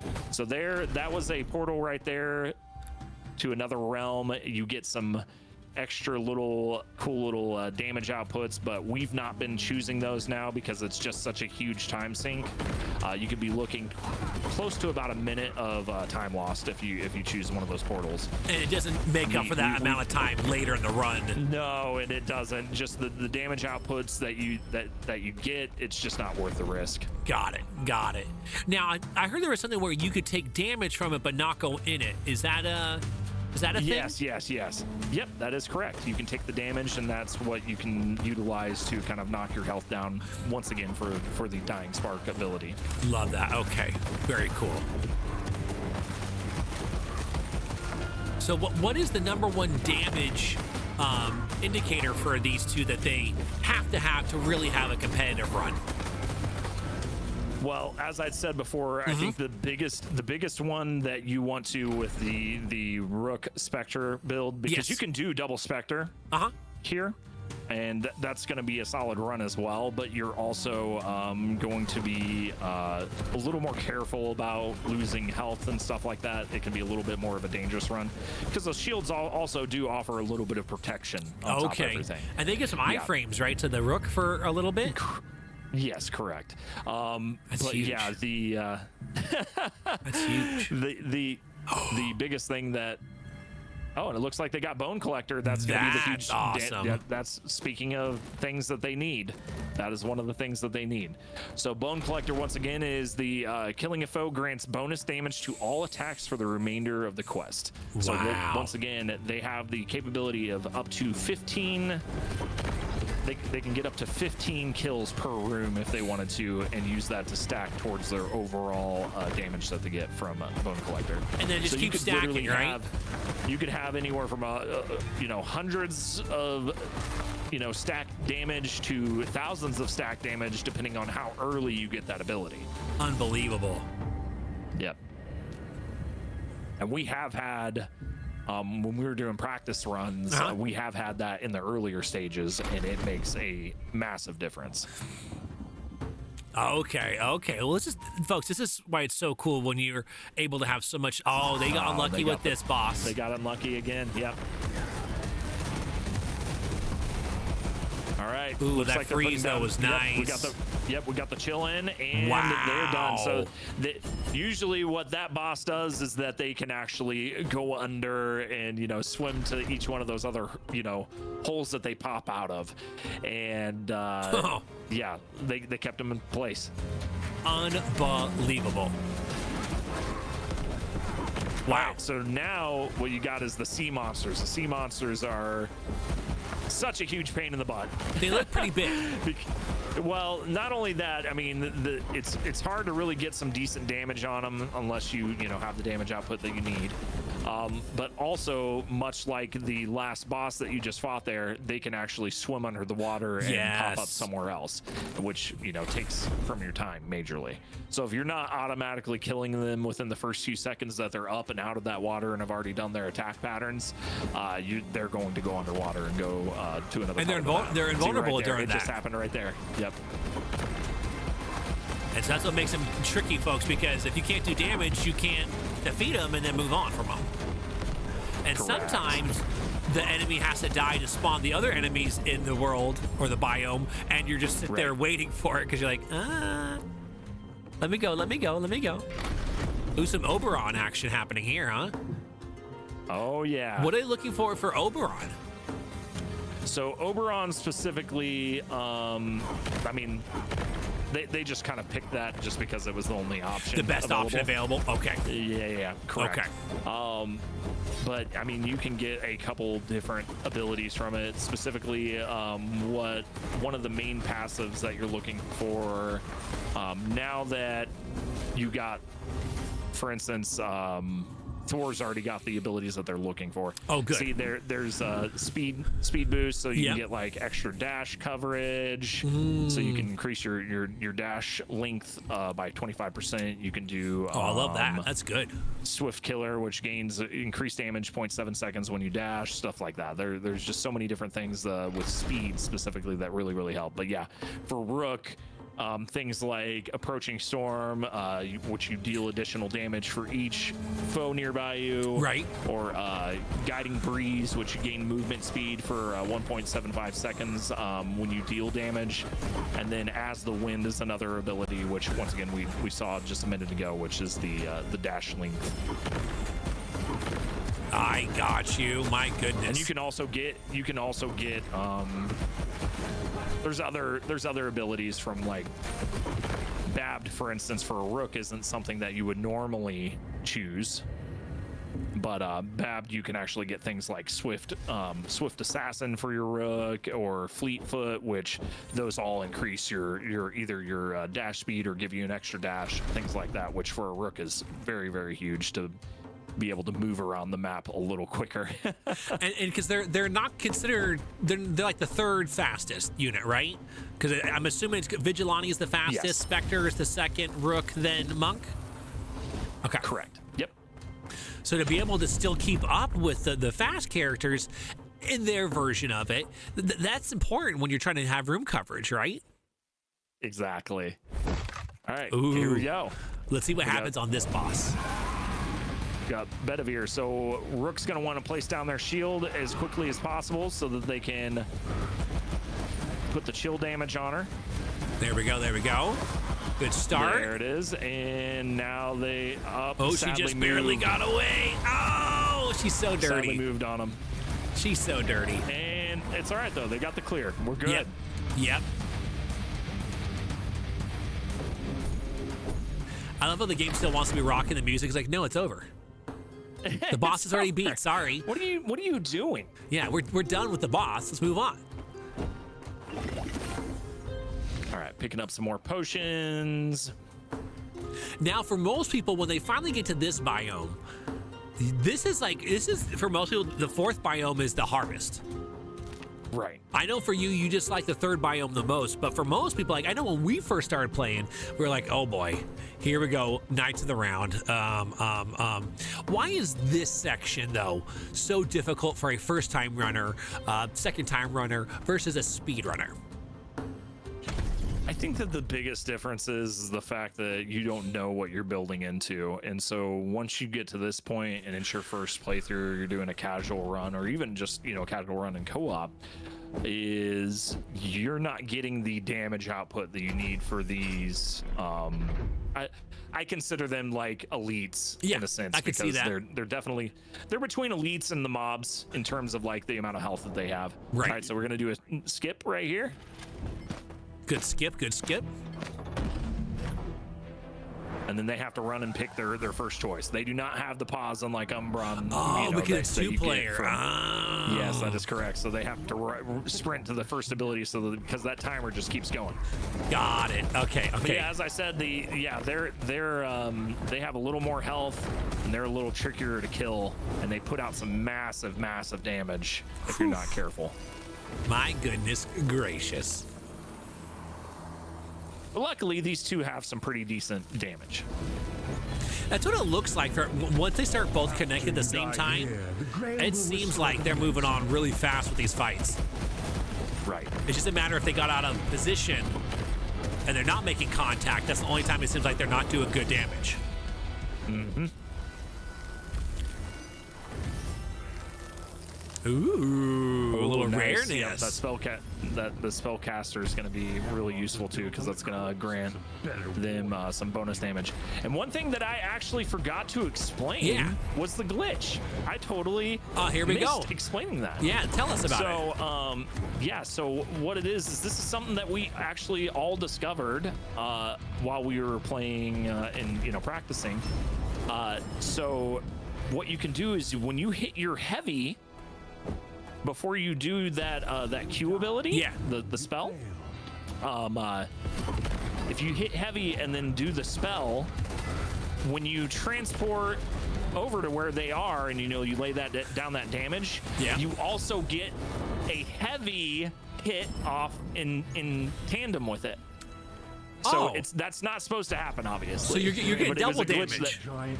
So it was a glitch that we discovered. So yeah, you're not necessarily getting double damage. You're getting the massive damage that you get from the spell, but you're getting, if you got some pretty decent damage with your heavy, right?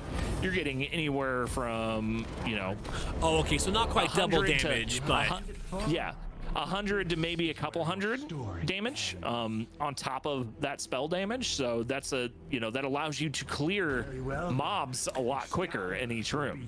So I'm sure, as you saw, Noir was just pummeling. So now they're probably going to grab health here because they don't have the Dying Spark or anything else. Is that correct? Spark, exactly. Yep, that is correct. Unless it was showing up on the wall there, which it's not. And it looks like because they don't think that they picked up greed. I didn't see greed, but granted, I only saw one of the two runners, so I don't quite know. But I don't think they got greed, so money's not really an issue either. Gotcha. So if they wanted to fill up on health, they could. Yeah, they've definitely prioritized their health because of all that. Okay, no matter cool. What. But the other thing is, if they had greed, then you would want to prioritize also your money, the amount of money that you have, so that you can output more bonus damage. And for those that don't know, greed is 50 gold pieces per bonus perk that Speedy's talking about. All right, so these runners, while we don't get to hear it right now, we won't get to hear it when you're doing it. They have a catchphrase that they say before each battle of a boss battle. What is that? Oh, yes. Potion, potion, potion. So they're yelling potion to themselves, so they make sure to pop it right away so they can take advantage of those bonuses as soon as possible, if I remember correctly. And so, and they pop one at the beginning of this section, and they're outputting some decent damage here. Yes, they are. You gotta be really careful with that ability because, there we go. Just keep putting that damage down, and now they're into the second phase. Now they're gonna pop potion again. All right, here they go. There we go. Here we go, folks. Yeah. Root for them. And this is gonna be the end of it. Let's this get is some the final phase. It's burning everywhere. Oh, it's rough right now. We need to keep putting those spells down. Keep it going. Keep and it looks going. Like we're having some issues. Oh man, this is looking rough. Oh, it's so close, folks. There we go. So we got a close. spell down. We got a spell down. There we go. We're getting stacking damage, and it's a clear. Let's go. And that run is done. And let's see. Wait for it now. Wow. Good now, folks, job. the live was blocking the timer. We'll see their timer as soon as it rolls on over here in just a moment. But the RTA was under 30 minutes, what I tell you. I knew they would do it. I knew they would do it. All right, let's see here. Let's see what this final time was. There we go. Is that 13:12? I can't. My eyes are a little. 13:12. That is awesome. That's a PB, I think, for them. If they can correct me if I'm wrong. Pretty sure it is. Yeah. They can correct me if I'm wrong, but that's a PB, folks. So we didn't get to see a PB for Umbran because a little higher standards, a little bit fast at it, right? But right now, these two runners have been working on this for a week. That's it. They have been. They've been excited about this game for a hot minute, but they've been so busy. They finally got to work on this for a week. I would actually go to far as say is I think they've only practiced 3 to 4 times. Yeah, I would say 3 to 4 long sessions. That's what it was. Yeah. Yeah. Longer sessions, but like still though, that's unbelievable. All in terms of like your investment on a speed run, and to be able to be competitive in a speed run and spend that little amount of time. That's really, really, really awesome. And I think, folks, what's so important about what we're doing today with this speedrun showcase is showing you when we bring the community together, we start to have individuals who are really passionate about it.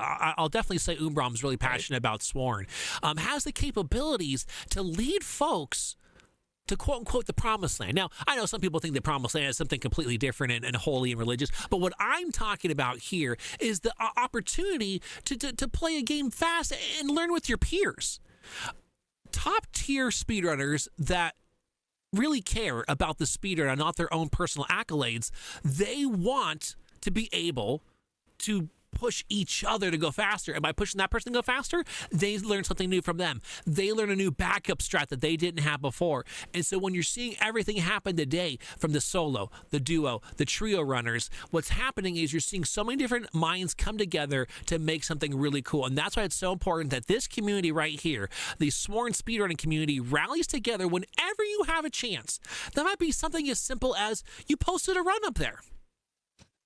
You told somebody else GG for their run. It's huge. So let's thank Thormungandr and the Prez Noir for joining us for today's run. Because soon we got to send this guy on over to his destiny in just a few moments. It's true. Before we switch on over there, let me go ahead and put us to our desk so those two runners can go ahead and do what they need to do with their time. All right, there we go. I know. You like the big version of you, right? We love big version of SpazeeMcgee. It's the perfect.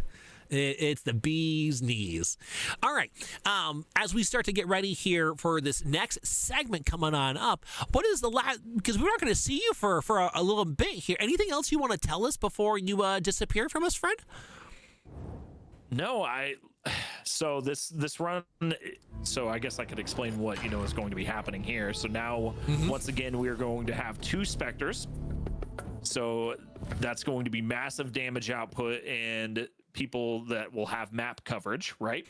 And then we'll also have 1 Rook, which is what I'm going to be playing. Perfect. So all I have to do is just kind of meander around each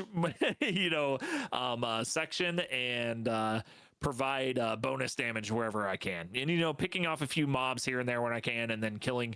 I really help during the elite section as well, so that they can get some extra damage during that. But you're going to see me a lot. I'm going to go over to try to attack some stuff, and they're just going to dive in on it and kill it before I even get any punch on it. So you're really the support unit. One thing that makes me laugh. Yeah, I'm very much in this run like a support unit. This is a big reason why I'm not hosting from my perspective. That's because fair. It would just be comedic to say the least. Okay, I put a shield down, guys. Hey, right? Yeah, look at me. Look at me. I did things. I'm nice. I try. Yeah, but yeah. So outside of that, like we have a look once again, just like with as you add people, there's going to be a little bit of a increase in the health of the mobs and the as well as the elites and the bosses. Then there's going to be the increase of how many spawn in each section as well. Okay. So gonna have a lot of mobs on the map in comparison to these first 2 runs. And really, that's it. That's the big thing. So we are going to have some huge damage output because there are 3 of us. So I think it's gonna be really cool. It's like notice. Most people aren't going to necessarily notice like during like the normal rooms, but once you get to the bosses, I think people are going to be like, oh, everything Spazzee was saying before, I don't know, I wasn't quite, it was in one ear, out the other. I see what you're talking about now. I see what you're talking about right now. My goodness. Yep. Okay. I think it's a good time to go ahead and send you off to the showers. Oh, wait, no, it's too soon. We need to send you to go get dressed up here for your performance. All right, my dude. I'll see you in just a few. Folks, enjoy this trailer in the meantime. Peggy.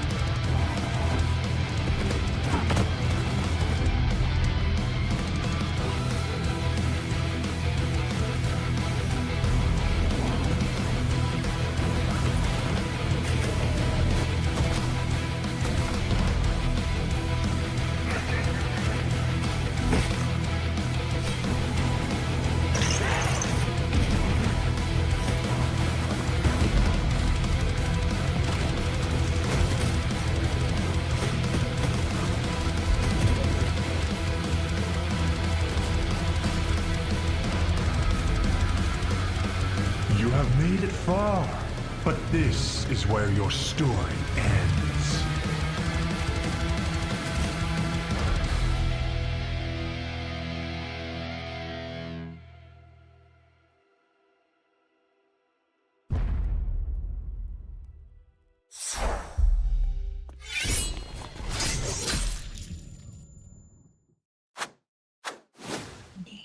Folks, look who I am joined by today.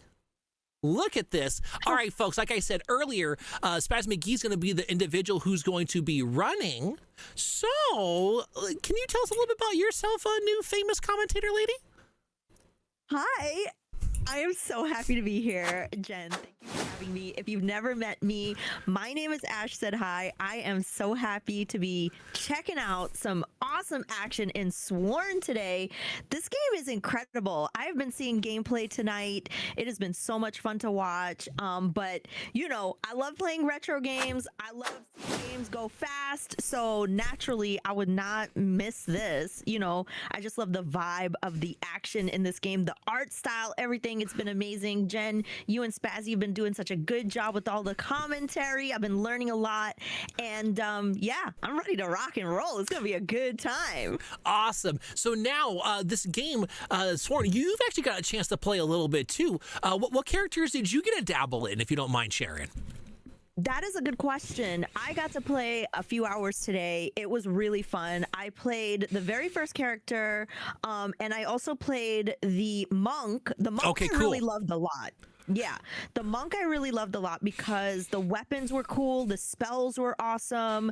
I like the special abilities, and you know, even though the monk I feel like maybe a little bit slower, I think for a beginner like me, because the attacks were so much stronger, like I was able to get in the action, because whenever I play a game like a roguelike like this, where you're going through all the different levels, all the different environments, I want to get into the action. I usually get killed really quickly, but I'm learning how to dodge and, you know, attack, dodge. So that was really fun. And I got to explore leveling up the character a bit, like, you know, the skill trees and all that kind of stuff. So it was fun. It was really fun. I love that. Now, you were talking about this, which is kind of funny, which is the fact that the monk is a little bit slower, and even though that's the case, all right, everyone got their potions and rerolls for the monk. Oh, I need to mute you. That's my apologies. I forgot to mute on the back end. Doo doo boop boop doo boops. Yeah, it's really cool, like especially for somebody. So roguelike games, I usually have a hard time playing because I'm like, oh my gosh, there's so many like decisions to make. There There's so are. many there's so many pathways you can go. There's so many different skills you can choose. There's so many Yes. different like combinations with weapons versus spells and things like that. So my brain is automatically like, oh my gosh, there's a lot of decisions to make. But the thing that I like about this game is that the shortness of the length of the game allows you to get, like, if you make it all the way through and you defeat all the enemies, the legendary enemies, the bosses and all that stuff, and then you make your way through the Knights of the Round, and then eventually Arthur at the end, and you get back into the cycle and start it over, it doesn't feel overwhelming because the span of it is so short. So I was like, oh, once I saw that you can like get through, play again and again and again, is like, oh, I can build up over time. And I think that's what made it feel not overwhelming, like maybe another game in this genre might for somebody who's newer to this. I love that. And I think that's a really important aspect, is that so many of us are so excited to play so many of these games, but sometimes we get overwhelmed. Yeah. Right. And then this is a game that obviously if you already deal with decision paralysis, what's the first thing it asks you to do? Pick one of three things. Exactly. You're like, Oh, did I make no. the right choice? What if I change my mind? What Yes. if I want a different? You know what I'm saying? Yes. But that's the fun part, is like, even though you have those decisions to make, because the rounds can go quickly, you're like, oh, well, I could just get back in and do it again. So it's no big deal. It's no big deal. Yes. Also, the thing that I love about this too is the multiplayer aspect, especially for somebody like me who's new to this game, like games that feel like this. I'm like, oh, if I can do it with a friend, that's even better. Yeah. Oh, and I'm telling you, like, when it comes to multiplayer, so often people think about competitive multiplayer, right? They think about, your CODs and your shooters, right? Where it's a lot of like that. And it's like, yeah, you both get to shoot together, but you don't really come up with combinations a lot of the times. Like, it's okay, if you do have good teamwork, hey, you go to the point ahead of me and I try to follow behind you. Okay.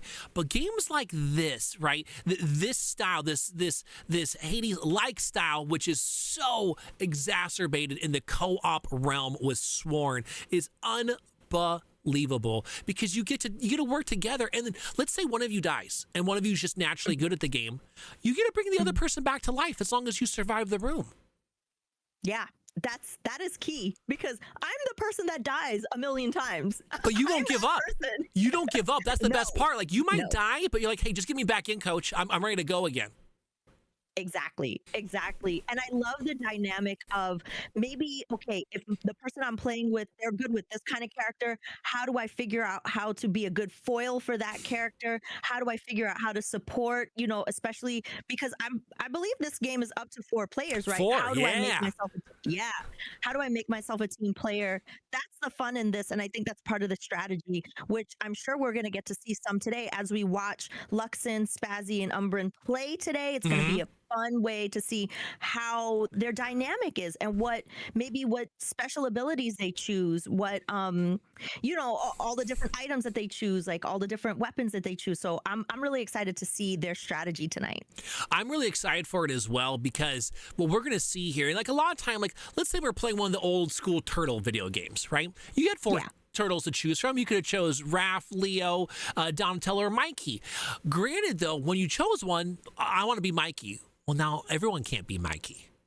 One person got to be Mikey, and everyone else had to choose their own. What's really cool about this game, when you go into co-op, you can each choose a separate one, or you can start doubling or tripling up as a particular unit, because you're like, but I want to do the Spectre, but I want to do the Spectre. That is all compatible. It's all possible within this game, and I think that's just a really rad aspect of this, is that there's so much that you get to kind of, like, the game has what it wants you to do, but it also gives you a lot of freedom of choice. Yes, and I love that. It has just the right balance, I feel, because there's times like it should be able to do this, but you played a little bit long, you're like, okay, that was me. I messed up. That was me. I did this mistake. Yeah. Oh man. Well, I'm excited to get into the action. Me too. Jen, I know you've been commentating. I've been learning a lot from all the things that you all been watching. Prez and Thor killed it on that last run. It was so cool.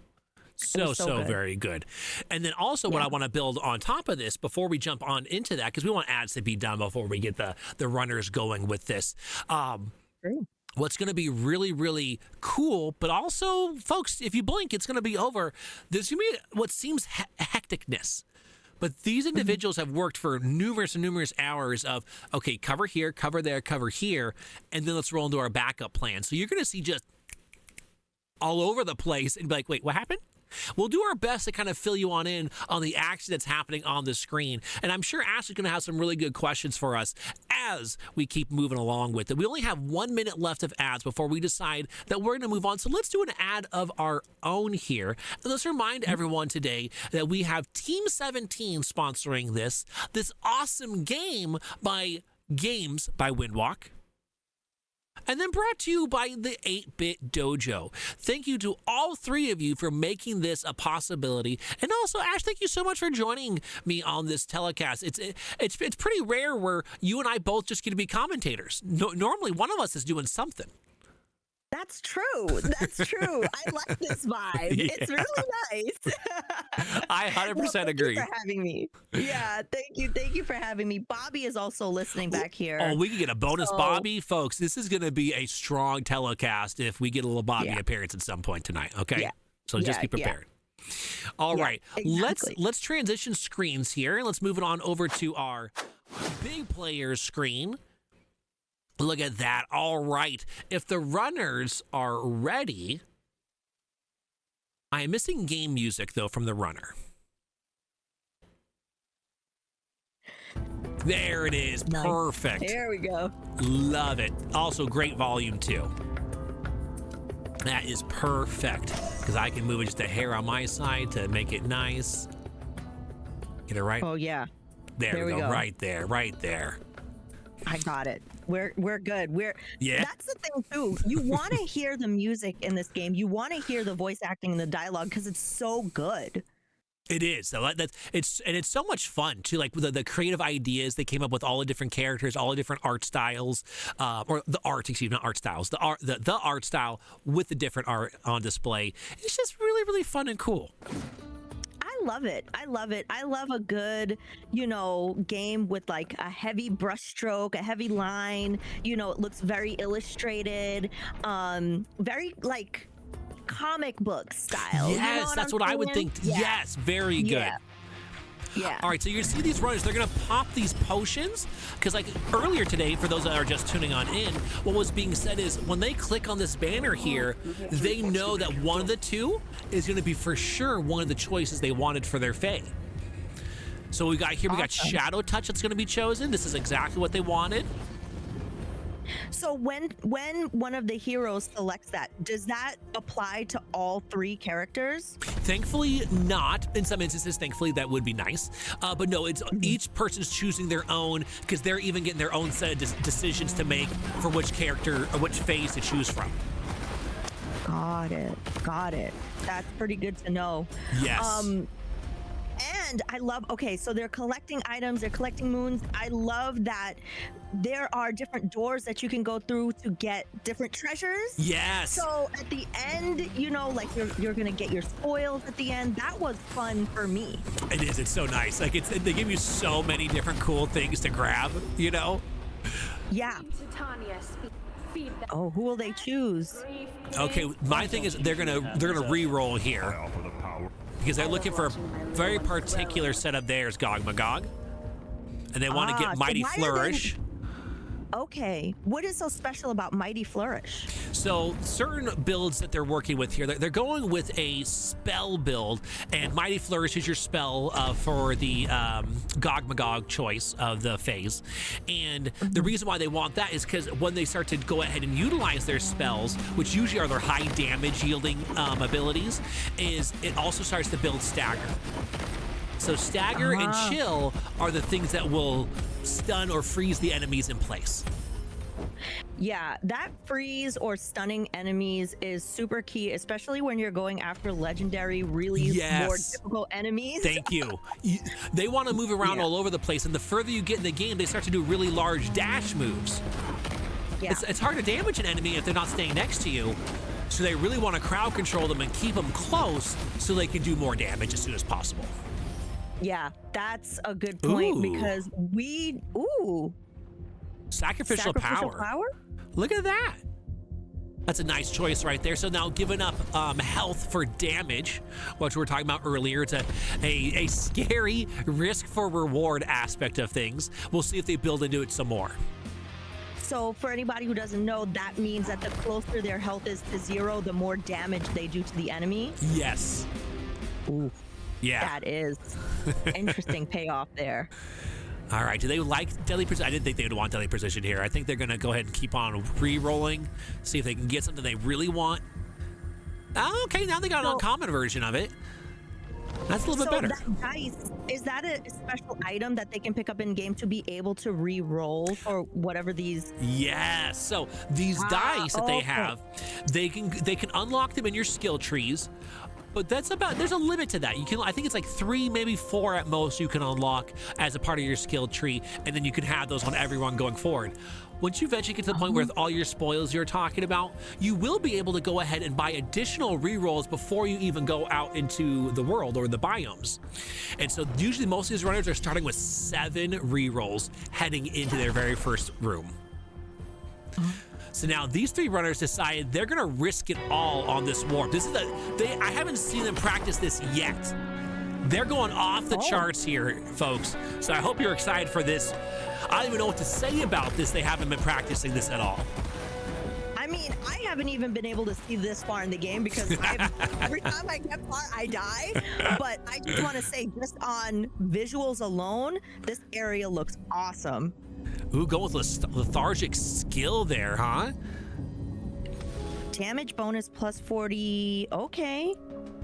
There it is, plus 40%, I'm pretty sure. And then it's cooldown something as well. Sacrifice some movement space. That's what it was. Movement speed. Yeah.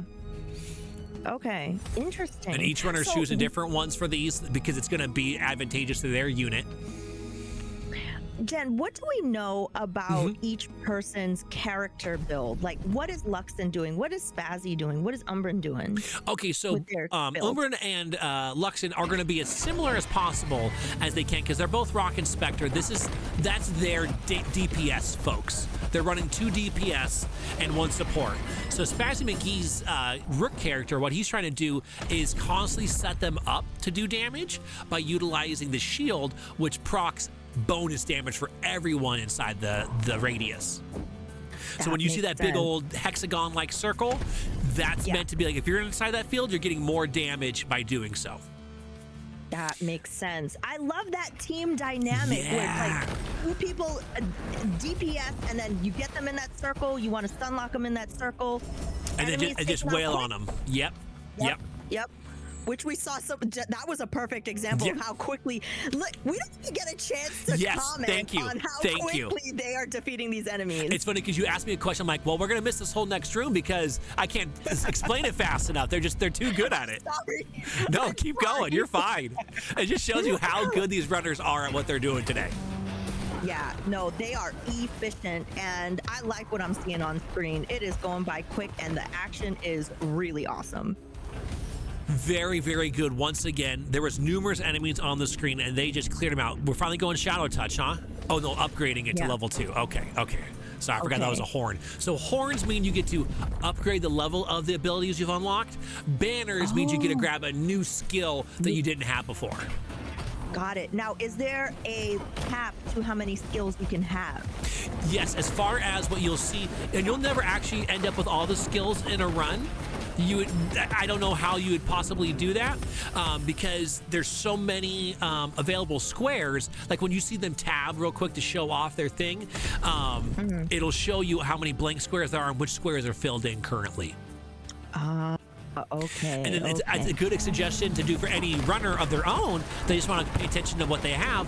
You hit tab to go to your skill inventory to be like, what skills do I have? Oh yeah, I do have this ability. Okay. And that way you don't rely on it and it's not available because I don't have it actually. Oopsie. So they decided to choose the room with the shop.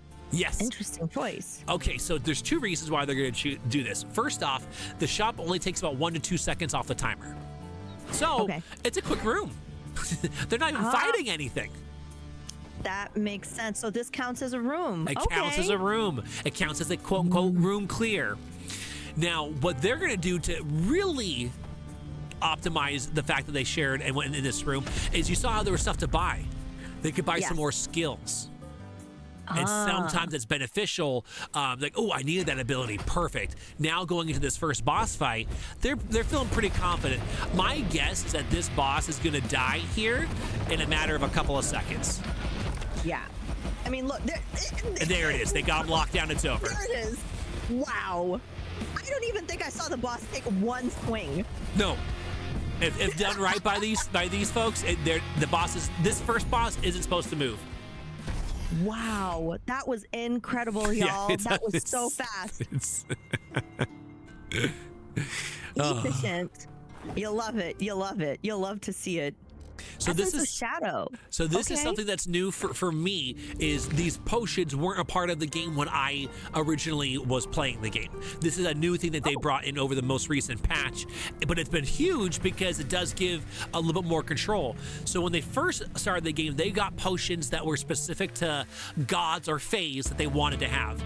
Now the potions that they're grabbing are specific to doing more damage as soon as possible.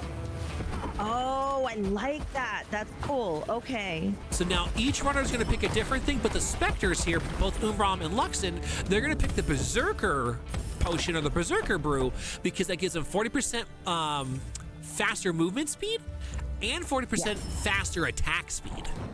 Oh, that's dangerous. For the enemies, that is. Thank you. I get it. I get it.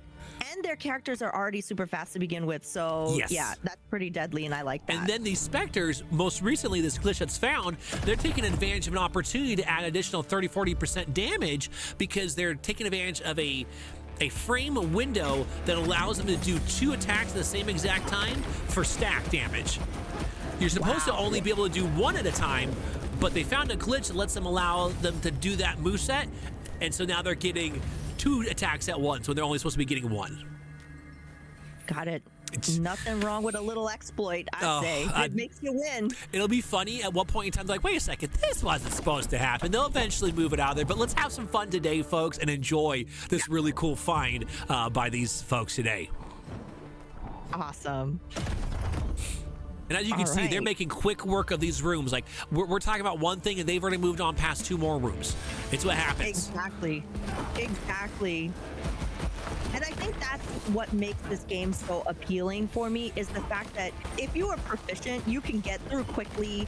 You can have a lot of fun, short bursts of fun. All right, I'm done. Got through a cycle. Now I'm going to play again. And now I'm going to play again. And every time I play again, it's something different. So it keeps it exciting and fresh. And you're going to be stronger too. You probably unlocked more on your skill tree. So, I can do this. I can do 5% more damage now, or I can move 1% faster. Oh, that's going to be helpful even before I start the run. Oh, cool. Yeah. It's those small games that stack over time. Yeah. Agreed. Exactly. Yeah. Oh, a double buy here. Also getting Mighty Strike. So Mighty Strike, again, is going to add to that stagger. So when you see the orange bar that starts to fill up, that's the stagger or stun bar. And then you have the bluish white one, which is more of your chill freeze bar. And both are very important. Both are super effective for stopping these bosses. Okay, I like it. Yeah, seems like the GOG one is like all about dealing high amounts of damage. Yeah, GOG's about dealing high amounts of damage. Each Fae has its own specialty. And so, like, certain ones are built more damage-oriented. Other ones are built more movement-oriented. Yeah. But not all are created equal if you're trying to be efficient for your speedrunning aspect of things, just because they don't have as many skills that build into high amounts of damage. Yeah. I noticed there's a lot of choice for the, how do you say it? Babbed? Yeah. Babbed? Yeah, nailed it. Cool. Yeah. She's a professional too. My gosh. Yeah, I'm trying. They're choosing her quite a bit, so it seems like she's really effective for speed. And she allows you to do backstab damage. Backstab damage means now when you're attacking on the backside, now. We didn't even get to talk about those Mauler rats. They're gone already. So they got the preferred mini boss, which is the two rats. You think fighting one is the better, but no, the one dodges a lot. The two actually have a really fixed way of doing things, so you know how to control them, and that's what they did there. They took down one of them, and then the other one automatically had to fuse, but they were already on top of him and froze him, and then finished off lickety split. It was a sight to see. Beautiful. All right, we're going into a horn room here. All right, let's see how hard or easy they're gonna make it look. My guess is it's gonna look very easy. Yeah, what's that all about? Now, as a normal runner, you're gonna be like, wait a second, I don't want to get touched by this poison. I'm gonna avoid this at all costs. Good, do that. But if you're a speedrunner and you're taking advantage of lower health, you want to keep on keeping your health down to that 1, 2, 3 points of health, because that means more total damage per hit because of that. Yeah. So it looked like they took Deadly Precision on that last one. Looked cool. Yeah, and Deadly Precision is also a very important move to have for these runners, because the Deadly Precision is going to add. Where is it? That's right. Ooh. Deadly Precision allows backstab damage to also happen from the side. Wow. So nice. That means 3/4 the enemy you can do backstab damage to instead of just the hindquarters, right? Nice. And that's a big damage boost because the backstab damage starts to stack. It starts to deal into their other abilities that they are utilizing. Wow. See, that's what I love. That's what I love about this is like the instant gratification. Like you're talking about the backstab damage, and I'm seeing when he's attacking, it's like backstab. Yes. So I know what the abilities are doing, and that's really cool for a game like this that has so many abilities to choose from. And I like what you said that they tell you like quietly, like you'll see it says backstab, but it just blinks on the screen a little bit and then goes away. But it gives you that feedback loop that you're talking about. You're like, oh, I'm doing the really good thing. Because then you start to see the damages like start to go big, right? They go in the different color of the moves that you're using. It's like, oh, that was because of this move. Oh, that was because of this move. And I really love that they did that little added bonus. Yeah, those visual cues are helpful when you have so much going on the screen. Yes. Oh, Bone Collector is available. Are they going for it? Ooh. Let's see. They have to. Or Bloody Stabs. Which one do you think they're going to choose? They're going Bloody Stabs? Uh-oh. Ooh, your backstabs inflict bleed. That's why. That makes sense. Okay, okay. So what does bleed do? Is that like damage over time on an enemy? Very good. Yes, it is. Got it. And so now once you've done your first hit, their damage is still happening, but you still keep hitting them, and those bleed stacks can keep stacking. Now, there is a finite, I can't remember the finite number that you can stack it to. Like everything in this game, it has a stack limit, but you're doing a ton of damage when you're getting to max stacks. Tons. Okay. They're getting into this room, which has one of the skull icons, so I already know this enemy is going to be more difficult than normal. Good old Sir Percival, the second boss of Sworn. So he dove exactly like they said. They froze him in place, and they're done with him. Is incredible, GG team. That was so fast. Folks, can we get some GGs in the chat? Because that was fast. That was so good. It was just like goodbye. Goodbye. That was awesome. Good job, what boss? team. Exactly. Yeah. Now we're getting some potions here, right? Yes. And they're moving on. Refilling potions because they can always refill that Berserker potion after every single time they're done with the boss area. Because they're going to want to use... What is the sword in the stone? you get 2 chances at Sword in the Stone. Sword in the Stone is very specific to your base abilities. So what this means is it's going to affect every other thing that you have with it. So maybe you're going to want to affect your special. Maybe you want to affect your light attack. Maybe you want to affect your heavy attack.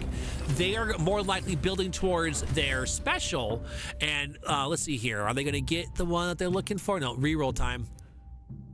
Okay. Unless, maybe they're talking it out. Okay. They're talking behind the scenes here, folks. They're figuring out they did do the reroll. And demonic pole. Okay. Okay. Your light attack deals 35% more damage and pulls enemies towards you. Oh, that's awesome. And now that they're past the second biome has an enemy you don't want near you because he just spins to win around you. But now, with the rest of the enemies in this run, that pulling it towards you will not be at any deficit. It's only going to be advantageous to you. Awesome. I could definitely see how pulling the enemy towards you would probably help you stun lock, keep it in place. Yes. Because you don't want those enemies moving around. Because they want to, right? The enemy's like, who are you? I got places to go. You're like, no, we got places to be. No. You done. Sit down. Exactly. We got places to be, which is the next room. All right, what are they going to rock here? A little Gog Magog, some armored skin. So now, the reason I think they chose that is because there wasn't any other better abilities at that point in time. I guess they'll take a little bit more defense if they got to a point where it was necessary, but they're looking really good across the board here. So it was just, that was the best ability available, I suppose, is the way to look at that. Love it. Yep. Okay, shop time. Shop time. So what you're going to see here a lot of times, folks, is that the runners are going to avoid the timed events. The reason why they're going to avoid the timed events is unless you get the lowest, the luckiest one of them all, it's going to take a long, it's a fixed amount of time for a lot of those, which means it's going to be a large amount of time. And it might say 45 seconds. That's the timer it tells you. That's not how long it actually takes for the room. The room takes a lot longer than that. So you can even lose up to 3 minutes. And in a speedrun, one room taking 3 minutes, it's a little too much. A little too much. Yeah, we gotta play games fast. Yes, please. So what I think is also really fun in this game, even though I hate when the enemy does it to me, there's an enemy in this world, when it spits ink at you, it starts to block your vision. That's why you'll start to see it go splotchy. The more and more you get shot with that, the less and less you get to see on the screen. That is dangerous because enemies are hiding in the corner. If they've got projectiles, that could be a quick death, and you don't want that. I'm telling you, I don't know how many times I died from a projectile off screen when I was first learning this game, and I'm like, but if I knew it was there, I would have dodged. Oh my goodness. Yeah. Same. Good work there. They didn't let the sea monster dive under. Yeah, that was quick, excellent work. Now I'm worried. Are you worried about Luxin's health life here? Because it's only at 30 right now. Now I'm worried, but that's because I don't have any control over it. I don't think these runners are worried because they are doing exactly what they want to do with this. Okay. So they also, no one got lucky with the good mini boss in the third world. Okay. But they made fast work of him regardless. That witch was done. Yeah. Like, bye-bye. I'm really excited to see what they do in the second half of this biome. You were saying, Ash? Yeah. This room is, their reward would be hearts, so they would be able to heal up if they kill everything here. So yes, so what's going to happen here, it doesn't just fill up their health, it also adds to their max health. Ah, that's good to know. Okay. That's what those hearts do. So for any casual runner, that's probably a great idea. Add more health to yourself. Okay. There's even a cool unlock if you add enough health throughout the entire run. The reason why they don't want it, but they chose it, is because it's going to add. It doesn't just add to your max health; it also adds to your health bar at that time. And remember, these specters, the two damage dealers, they want low health for more total damage. More damage. That's right. That is true. That is true because of that special ability. Yep. Got it. Luxin is just moving fast, and dodging and weaving. My favorite part about their moving fast, it's with intention. Yeah, every absolutely. dash, every dive that they're doing, there's a reason they're doing it. They're not just haphazardly mashing the buttons. It might look like that because there's so much going on, but they know where they want to be and where they would like to go. And if they do it right, less adjusting. If they miss an attack, an enemy's going to finally get away and move a little bit different, and now they have to do some backup strats for that. Yeah. Like this room. This room has a ton of different enemies, so could the enemies get away? They might. Yeah. But you could get lucky that the enemies also move towards you, which is nice. Yeah, and if they run into those spikes, they're taking damage just like you could take damage. Correct. I actually really liked that when I was playing. I was like, oh, there's like little bombs set up in different parts of the rooms, or they could get hit by the spikes, or other enemies can attack. And you could set them up to get hit by it too. You're like, oh, this trap works if you step on it. Come here, enemy. They jump on it. They get hit by it. You're like, yeah, I got you. Yeah, especially if you have one of those abilities like that brings the enemy closer to you when you attack. Yes, correct. Makes sense. Yeah. So it looks like Luxin didn't need anything here, and it was more important for the other runners to grab a couple of perks. Oh, and he gets to get Bone Collector after all of this. All right, so here's this is the big damage stack that I was hoping he was going to eventually grab, and he did. Okay. Why were you hoping for that? So it's a duo ability, which means you have to have two different phase and your preferred one, which is Gog Magog and Bobbed for this. And Bone Collector now starts stacking damage for every single kill in every single room. Oh. Permanent damage you get to keep. All right, so they go to the bottom right because she goes down to the bottom right. And she's trying to move. Oh, she did move a little bit. A little bit, but not much. Folks, that was so fast. That was their worst boss fight for Lady Belvedere I have seen. That's how fast they killed this boss right here. Like that was so good. They killed her in like 3 seconds, and I'm sorry, folks, but they normally kill her in 2. Okay? I'm sorry. Oh gosh, that was funny. That's how good they've gotten at this game, where a 3 second is slow compared to a 2 second. You know what I'm saying? Yeah. 1 second can make the difference between a PB and a world record. That is, and there's folks out there who know that all too well. All right, Ash, so when are you putting some speedrun times up on this game? You know, that's a good question. I honestly really enjoyed my time playing it today. I would definitely think about this. I think as like a co-op run, this might be really fun to get into. Yeah. I think it's a great idea for most people who are interested in it, is to play this with friends, because it's just like, hey, am I doing this right? Oh, blah, blah. Oh, thank you. I was overlooking that. Those little things that make it, they start sparking each other's ideas. So they actually mashed here through the text. We don't know, besides the fact that the boss comes in and walks away. He starts talking trash, and they're like, I don't have time to hear this. And they had one more choice to make on one of these items here, and now they're going to be fighting just a bunch of enemies in this round table section. So these are like the remaining Knights of the Round Table that didn't show up as boss fights, is the best way for me to look at it. You'll start seeing swords being stacked on the table, and that's how many enemies were killed during that fight. And it'll let you know how many more fights you might have coming up. Got it. That's pretty cool, because I was wondering, you know, they don't go through every boss in each of the biomes. How do they bring in the rest? So I like this functionality here to bring in the other one. I thought it was a really cool ad that they did. Because at first I'm thinking, I'm going to see 8 or 10 different bosses because of the all the different Knights of the Round. Right, exactly. And here you just cut through them quick. Oh, who are we gonna pick? Swift Killer, Guiding Breeze, As the Wind? As the Wind? Oh, or Guiding Breeze, which one? Gain movement speed? Yeah, they went with gaining movement speed. I like it. I like it. After you die here, the Grail will restore the knights you defeated. Oh, the Grail. What Grail? Oh, sorry. Anyways. Let's see here. What are they going to choose here? You hoping? Are you hyping for dying? Okay, they went with Titania. So let's see here. What are they going to do instead? Ooh, Strength of the Fae. It looks like they're kind of hovering. They went for Strength of the Fae. Okay. Because they were hoping more than likely for the Burning Ember. Is that what it's? Let me get the correct name here.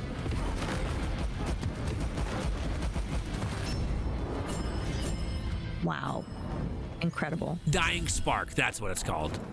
Dying Spark is that one that they get to have the additional damage. Another one of the ones. There's a couple of different ones to get additional damage for having low health. All right, here is the last battle for this room, and you can tell because more and more swords have now filled out the table. The table. Yeah. Knights. I would kill you myself. Oh, Arthur was like, if you got to do a job, you got to do it yourself. Exactly. I'm gonna kill you myself. This is where you're. We'll see about that, Arthur. Let's see if they can find any more abilities that they're hoping for. Excalibur. Yeah. Be your executioner. So one of them might be looking for greed. Greed is an ability that for every 50 gold you have, you get a certain percentage of more damage output. So greed can actually lead you to a ton of damage. The problem is you want to get early enough in the run so you know, hey, I should save my money. If you're constantly spending money, you don't have a lot stacked and saved up by the time you're at the end of the game. If you happen to grab greed at the very end, you're like, oh, I don't even have enough for this to proc. I only have 49 gold. Uh-oh. Yeah. Yeah. And I definitely wouldn't want to be in a situation where it's like, oh man, I really wish I had this ability, especially if you're going after the final boss. Correct. And so now when they're going to this little exchanger over there, they'll exchange it for money, they'll exchange it for health, or they'll exchange it amongst one another. Got it. And those are different abilities that they can exchange for whatever it is. Okay, got it. Now these, right now, all three of them are quote unquote yelling at each other. They're saying potion, potion, potion, potion. And that this chant is happening to remind each other, oh yeah, the battle's about to start. I need to pop a potion and then start fighting. Don't fight first, potion first, then start fighting. Okay. You hear that sound effect, you hear the boop, boop, boop, boop. Just like in regular streaming, you can forget to hydrate. That's exactly right. Phase 2 now, here it is, folks. Get stoked, folks, it's about to be over. It's over. Wow. I didn't even get to breathe and they already beat those bosses like that. That's it, folks. That was amazing. Run's over. GG. Look how good they are. The runners. They were so awesome. wasn't that unbelievable? Yeah, that was incredible. Let's get some GGs in the chat for all three runners, folks. SpazeeMcgee, LuxinPhoenix, and yes, solo runner Umbran also joined them for the trios run today. Yeah, that was incredible. Jen, I love this high speed. What was that final time? Ooh, good question. It says right in the middle there. They're hovering over it. I'm just so blind. 9:16.3. Not bad. And the reason why I say that, folks, is they did have one run that was a little bit faster than that. But this, I'm sure for them, they're pretty happy with the fact that this was a live event. You don't get to do much resetting. It's here it is, and here we go. So a 9:16 is some pretty darn good time. Yeah. I love that this game clearly built for the speedrunning community. If you have an internal clock already, I don't have to worry about anything else. They've got me covered. That's really nice. So before we let you go tonight, Ash, what was your favorite part of what you saw from the runners or what you learned tonight as I was talking about the game? Oh man, that's such a good question. I think my favorite part here is seeing how all the runners worked together to combine whatever skills were needed for their character to support each other as a team and for each players. That was really fun. And just hearing you talk about how all the abilities stack, what works well together, why they might choose a certain fae over the other, like that was super helpful. It's gonna help me get better at the game myself because I definitely want to play this and stream it because that would be really fun. But yeah, just overall Their technical ability was really fun to watch. How quickly they stunned the enemies, how quickly they defeated everything, and yeah, that was excitement. That was full octane excitement. I love that. I love it. So, folks, make sure to go ahead and check out AshSaidHi, all right, on her channel, which is AshSaidHi.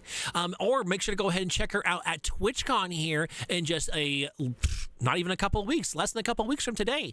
She is amazing. Yeah. She does a ton of different hosting, a ton of different commentary. That's why we had her join us today, because she is a profesh.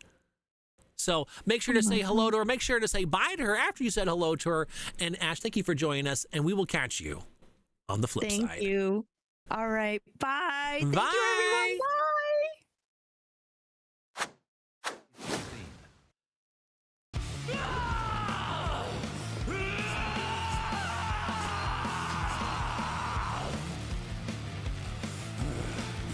The key I once admired is gone! All that's left is a tyrant wearing his crown!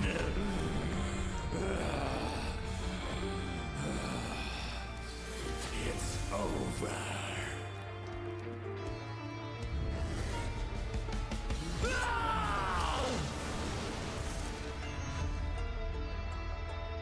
Reclaim Camelot in a deadly co-op roguelike.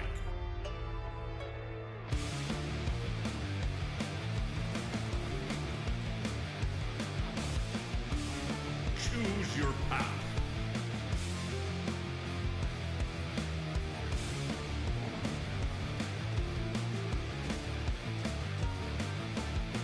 But why?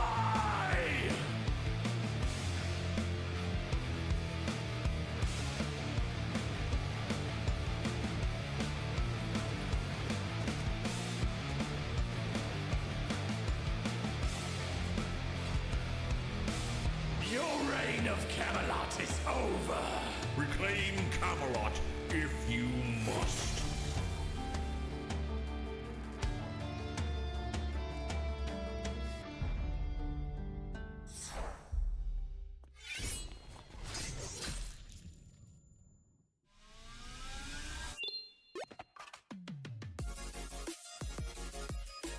Sworn Speedrun Showcase is happening now. That's right, it's happening right now, and we have ourselves this guy. This guy over here. Unbelievable. Back. How amazing. So this guy goes so fast. He leaves the screen, plays a video game, comes back, and says, hey, sorry, it's just a world record. It's no big deal. It's no big deal. Yeah, that is the new world record because we didn't record any of our practices. I think the fastest that we got was around 8 minutes and 30 seconds. Wow. So yeah, it could have been just a hair faster, but I mean, I'm really, really happy to actually finally have a world record. That's my very first world record, man. Oh, how wonderful. That's so cool. Also, a question I have, and some of the folks in the chat might have too, is y'all did an extra room for that time. Yes. So that room, that was what we were explaining earlier about was that you take the risk on the time loss so that you can get an ability that you normally wouldn't be able to get in the typical roles that you get. So yeah, it was a did it end up being worth it? Boon for us.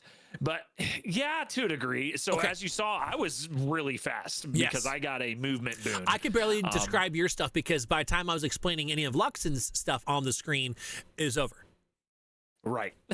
Or I was still explaining something from before and I couldn't catch up with it just because it was like done. I was like, Oh, it was just mad damage. I mean, through and through. I think if we wouldn't have done that room, I think that we probably would have been definitely, within that 8-minute realm. So that's so cool. Because that's what I was thinking. I was like, wait, they did an extra room. I thought you were taking the damage at first. I'm like, oh, they're just taking the damage. We took it too, just because of the fact that we wanted to showcase. Oh, cool. Very cool. So, yeah. Oh, I love that. That's so awesome. Okay. You got to do stuff for the viewers sometimes. It's the truth. It is 100% the reality of doing any of these kinds of things is to make it as fun for everyone that's watching. Okay. Exactly.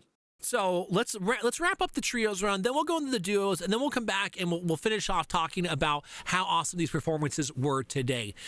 You just talked about the fact that you were really happy with the time on it.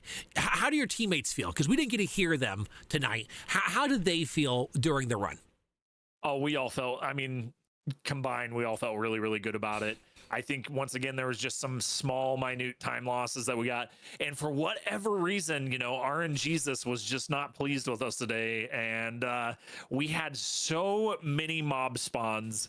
And not only that, like the sea monsters were just coming out of the woodwork, man. They were just everywhere. Like I felt like Monkey D. Luffy, man. Like I was on the seas and I was fighting all the sea monsters. It was not good. Oh my, yeah, I was gonna say it seemed like you'd become a pirate or a wannabe pirate for a while out there. Yeah. And I didn't even get any meat out of it, man. It wasn't good. That's a bummer. But you know what meat you can get, folks? By getting this game Sworn, go ahead and type in !Sworn, or it's pinned at the top of the chat here. Go ahead and wishlist this game. Go ahead and purchase this game. Go ahead and win this game tonight once we're done talking about performances. Has everyone gone out there that wants to win this game or wants to win this game for a friend? They should. Go ahead and make sure that you go and you do all the promos that you see on whatever platform. Again, Blue Sky, though, it's going to be under General Andrews and not the 8-Bit Dojo, so that's a little bit different there. But on Threads, on Instagram, on Twitter, any one of those, retweet all 7 of the promo arts, and you are eligible to go ahead and win. !8-Bit will pull up an example of that you want to be looking for. And that'll help you go ahead and do that. But again, getting back and wrapping up on the trios run itself, was there anything that you felt that you didn't do well? Me specifically, there was a bad so my sword and stone pulls, I ran out of rerolls for that, and so I wasn't able to get the ability that increases the size of my shield radius. Oh yes, okay. And so where that is really, really useful is in all the boss fights, it allows me to position myself a little more lazily and throw down that shield kind of, in a general area versus like now, like if I miss that, now my positioning matters that much more. So now I got to make sure that I'm sprinting to that position. Like when we were fighting, what's her name? Lady Belvedere? Belvedere, thank you. Yes, we were fighting Lady Belvedere. I dashed over and I didn't just get quite far enough, and then you saw her get into the middle. If I would have had that shield placed just right, it would have just barely had a little bit of that over the edge of that the board there, and we would have been able to still lay down my damage and stack it on her on top of everything had she moved. Also on top of that, I didn't freeze her just in time, and it was just very, very unfortunate. So we lost a couple seconds on that, and there were a couple other like shield placements that I didn't like, but they said was good. It's just me being a perfectionist on that side of things. Perfect. Folks, type in the ! Raffle to get in. It won't tell you that you've gotten in. Don't worry, I see it that you have gotten in. So keep those going so you have an opportunity to win. Now remember, this game is brought to you by Games by Windwalk. And then Team 17 is who worked with them to make it a possibility. What made today's event a possibility was the 8-Bit Dojo, so make sure to go ahead and check them out. I mean us out. I mean all of this out, because it's going to be awesome for y'all, okay? Okay, good.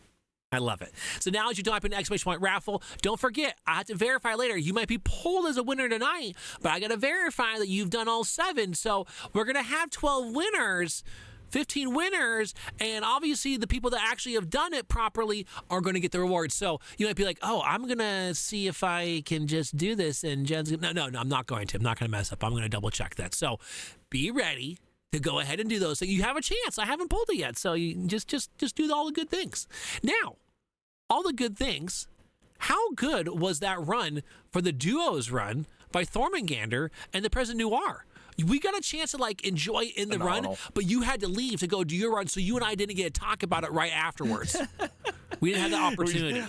I had to, like Superman, man. I had to get my cape on, Yeah. Here, you need these? Here you go. Oh, sorry. But no, yeah, that run was extremely just I think it was one of their better runs. I don't know if it was a I think it's PB their for second them. fastest run is what they had said. Okay, awesome. Yeah, so that was just an out of this world run. I think that there were sacrifices. I mean, it's funny, I was talking to Umbran about it. I was like, oh man, it was really unfortunate, that they didn't roll for the Forge and they went for Bira instead. Right. And Umbran was actually like, no, they made the right choice. Wow. That gamble was actually really, really good because of the fact that the ability versus like getting all the stuff from Bira was actually better in that case, because then that extra damage actually added so much more than what they would have gotten from the Forge roll. So, but I'm so glad you said that. That's so darn cool, because really, I'm going off of what I think I know. Right? Because it's a whole new meta from when we played together back in the day, right? Correct. So the meta is different now, so I don't have the same, yeah, it's this, or no, it's that. And so I was like, you're right. Like we would always go for both Sword and the Stones. We always got the Sword and the Stones. Like that was always the thing you grabbed. And so when that didn't happen, you're like, uh-oh, they messed up there. I'm like, well, I'm thinking they're doing it for Bira, but I didn't know if it was going to pay off. And it's cool to hear that you got the feedback from Umbran, who obviously knows actually they risked it and that was worth the risk. Right. That was really, really cool. So I definitely had to mention that part of it all. Let's get some mad props, folks. That Prez Noir and Thormungandr were smart enough. They were apt enough in a marathon setting to go ahead and alter what's supposed to be the path, and just were able to crush it. Just bee's knees on that. Really, really cool stuff. Not surprising to me at all with those two, with the Magic the Gathering. You have to be big brain for that. Yeah, you that's have a good to. point. You gotta know where all your numbers add up in the right spots. And I am just not a math guy, and so I didn't see it. I was like, I wouldn't have done that. See, I am a math guy, but I didn't have the numbers, so I'm all like, what are they doing? Well, okay, you said that's bad. That's bad. How dare they? Mm-hmm. Oh, wait, they're doing great. Oh, my God. It was amazing. Absolutely amazing. Slap in the face. Any other comments that you wanted to add about their run that either impressed you or made you say, gosh, these two, they just don't know what they're doing? For me, I mean, literally all the way, their practice runs and everything like that, all the way going up into last night. Like last night was when they were actually able to do full completed runs and consistently do full completed runs. So that to me was impressive in itself. But I mean, really, I got to give major props to Umbran for all the coaching for all of us. Good call. Because it took all of our runs from like barely scraping 20 minutes to even surviving, right, to now we're in that 15-minute realm and below. So no, that's a good point. Cool. So let's transition from there into the solo run by Umbran, because obviously Umbran was good enough at this game. He did multiple appearances in tonight's showcase. So let's talk about that solo run where he was all by himself playing as a vigilante. Yeah, no, I mean, realistically, how much more consistent you have to be in those solo runs, right? Yes. you have to place yourself, and as you saw, like as I explained, you have to place yourself in just these perfect spots on the map because you know where those spawns are, and as you saw, Umbran knew exactly where all the spawns often were. It was like already throwing before even like yeah they were literally just coming in as animation, and it was just like they're gone. Yeah, ding ding ding. Oh, okay. And so, but I mean, it's really cool to see the contrast from that to even he didn't know where the spawns were in the trios run because as I said before, it's random, right? Yeah. So it's just kind of trying to figure out where everything's going to land. I mean, to the point that even he was like apologizing, like, oh, I missed that little corner over there. Sorry guys. And I was like, oh, we were kind of messing around over here. We had no idea that we were missing this part of the map. Oh my gosh. That's so cool to have both sides of the coin. Obviously, someone that you know is going to do really well, but they're also humble enough to be like, hey, I wasn't in the right spot. I wasn't. I didn't do what I wanted to do. I didn't do what I needed to do. Just the support too of not being like overly competitive too. I mean, having people that you can run with that definitely vibe with you. Yeah. Umbran was just so positive throughout the entirety of the thing of like, I was kicking myself. I'm like, oh man, I didn't like where I was placing that shield. And they were like, no, it was perfect. Like, and that's huge. Okay. Folks, when it comes to speedrunning, you're every runner that's played today can speak on this. You're way more harder on yourself than you ever need to be. Right. Not a single one of us, unless you happen to be one of a very particular set of gamers, are actually competing for being paid to go fast. Mario 64 runners, Celeste runners, there's one other game I can't think of right now. It's very, very few. I think how many hundreds or thousands of games that you can choose from. That there's very few games that you get to be like, well, that cost me my paycheck for the year. That's not the case. We're doing this because we're passionate about it. We want to be good. It's a little bit of a competitiveness for us because it's fun to be going against the clock and not your friends. And then you team up with your friends to go against your friends, and you're pushing each other to go even faster and do really cool things. And so what you brought up was really important, is that this is a community. The importance of tonight's entire telecast that you're going to be able to see on different media streams going forward, folks, is it's about the community. And what's key, you might not be able to say it all the time because that's not your personality to be a quote-unquote nice guy. But once in a blue moon, that person that was doing something that you thought was really cool, just tell them that. Like, you know what? I thought you did really good on that run. Like, GG's, because they're going to be mad at themselves because they knew they could have done more perfect moves. But they get somebody else that they didn't even know was paying attention say GG on their run. It's like, oh, wow. And they might be heated at that moment in time, but in due time, it's going to simmer down. They're going to go look back and be like, you know what? That was really cool of Thormungandr to tell me GG, Like, I didn't even know they were watching my run or had watched anything I had done before. Those kinds of things really go a long way when building a tight-knit speedrunning community. It's not the elitism. It's not. People pretend like it is because that makes the elites feel good. Now, just like the elites in this game, they feel good until they realize that SpazeeMcgee, LuxinPhoenix, and Umbran are going to just, gang tackle them in a 2-second kill. And now the elites aren't feeling so hot about that, are they? So no, they weren't, and they didn't even have dental insurance, man. And without dental insurance, can you really do anything in this game? No. The correct answer is no. So before we transition on to anything else to wrap up tonight's evening, any last notes on either Umbran's solo run or the fact that it is so cool that someone with such a vast knowledge of this game is also willing to be such a teacher and an individual who shares? It's, again, showcasing the idea of community. Is there anything else that you would like to top off with before we transition on?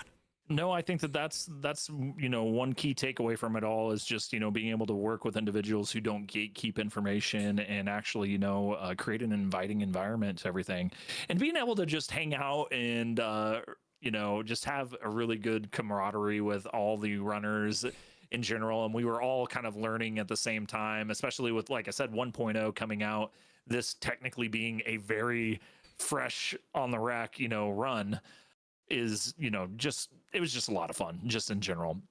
But yeah, props to all the runners, and props to Ash for really that was cool on the commentary. Yes, that was really cool, because that way I didn't have to be by myself for it, because I get lonely, folks. So it was nice that Ash was able to join me here for the desk, because that was what Spazzy was doing for the first 2 runs. So that was really cool that she joined us, and again, she just brings such an energy and a vivaciousness to any telecast that she does. She crushed it. It was really, really, really cool of her. With that being said, and before we transition on to our closing ceremony of the night, folks, get in on the raffle. We'll pull the raffle as soon as we transition to our closing ceremony. But before we start pulling that stuff and doing that, one more time, I want to thank Team 17. I want to thank Games by Windwalk. And then, especially, who else do we want to thank? The 8-Bit Dojo. And I want to thank you. Thank you so much for joining me on this today. It was a lot of fun. A lot of work, but a lot of fun. Yeah, no, I mean, it was a lot of work, but thank you for having me along. This has been a major pleasure, and I've had a lot of fun learning this run. I mean, realistically, despite running it before, right, I had about 2 weeks to kind of compile all the information and really just kind of grow my brain. And when it comes to this run, right, it was like packing information into my ear. And, like and you actually had to break old habits too. That was the other hard part of it. It wasn't 100% fresh. So it was nice that you weren't such a newbie to the game, but at the same time, you had to fight some of your old habits because that's not the meta now. That was not going to be helpful. What we were doing before. I mean, the Vigilante, the original run for it is essentially we were spinning tops. You know, of damage. Spin top as fast as possible. Next one, spin top. Throw across the room if you needed to. Spin, spin, spin to win. Spin to win. Spin to win. Yeah. Which is fun, but you know that's what makes speedrunning fun though in general is you just have always with every update, we're breaking the game, they're fixing it. Yes. We're breaking it again, they're fixing it, and so it's always something new and exciting, and it always maintains longevity for games, and I think that's very, very important for a lot of developers to look into is investing in speedrunning for their communities. Yeah, it's key to look at the longevity of it, not just those initial sales. It's really important that you have a game that people want to keep playing, not just beat it one time and be like, all right, you want people talking about it. Why? Because you work so hard to make such a beautiful product, such a fun product. I think you want a lot of people to play it for a long time to come. Thank you so much for that.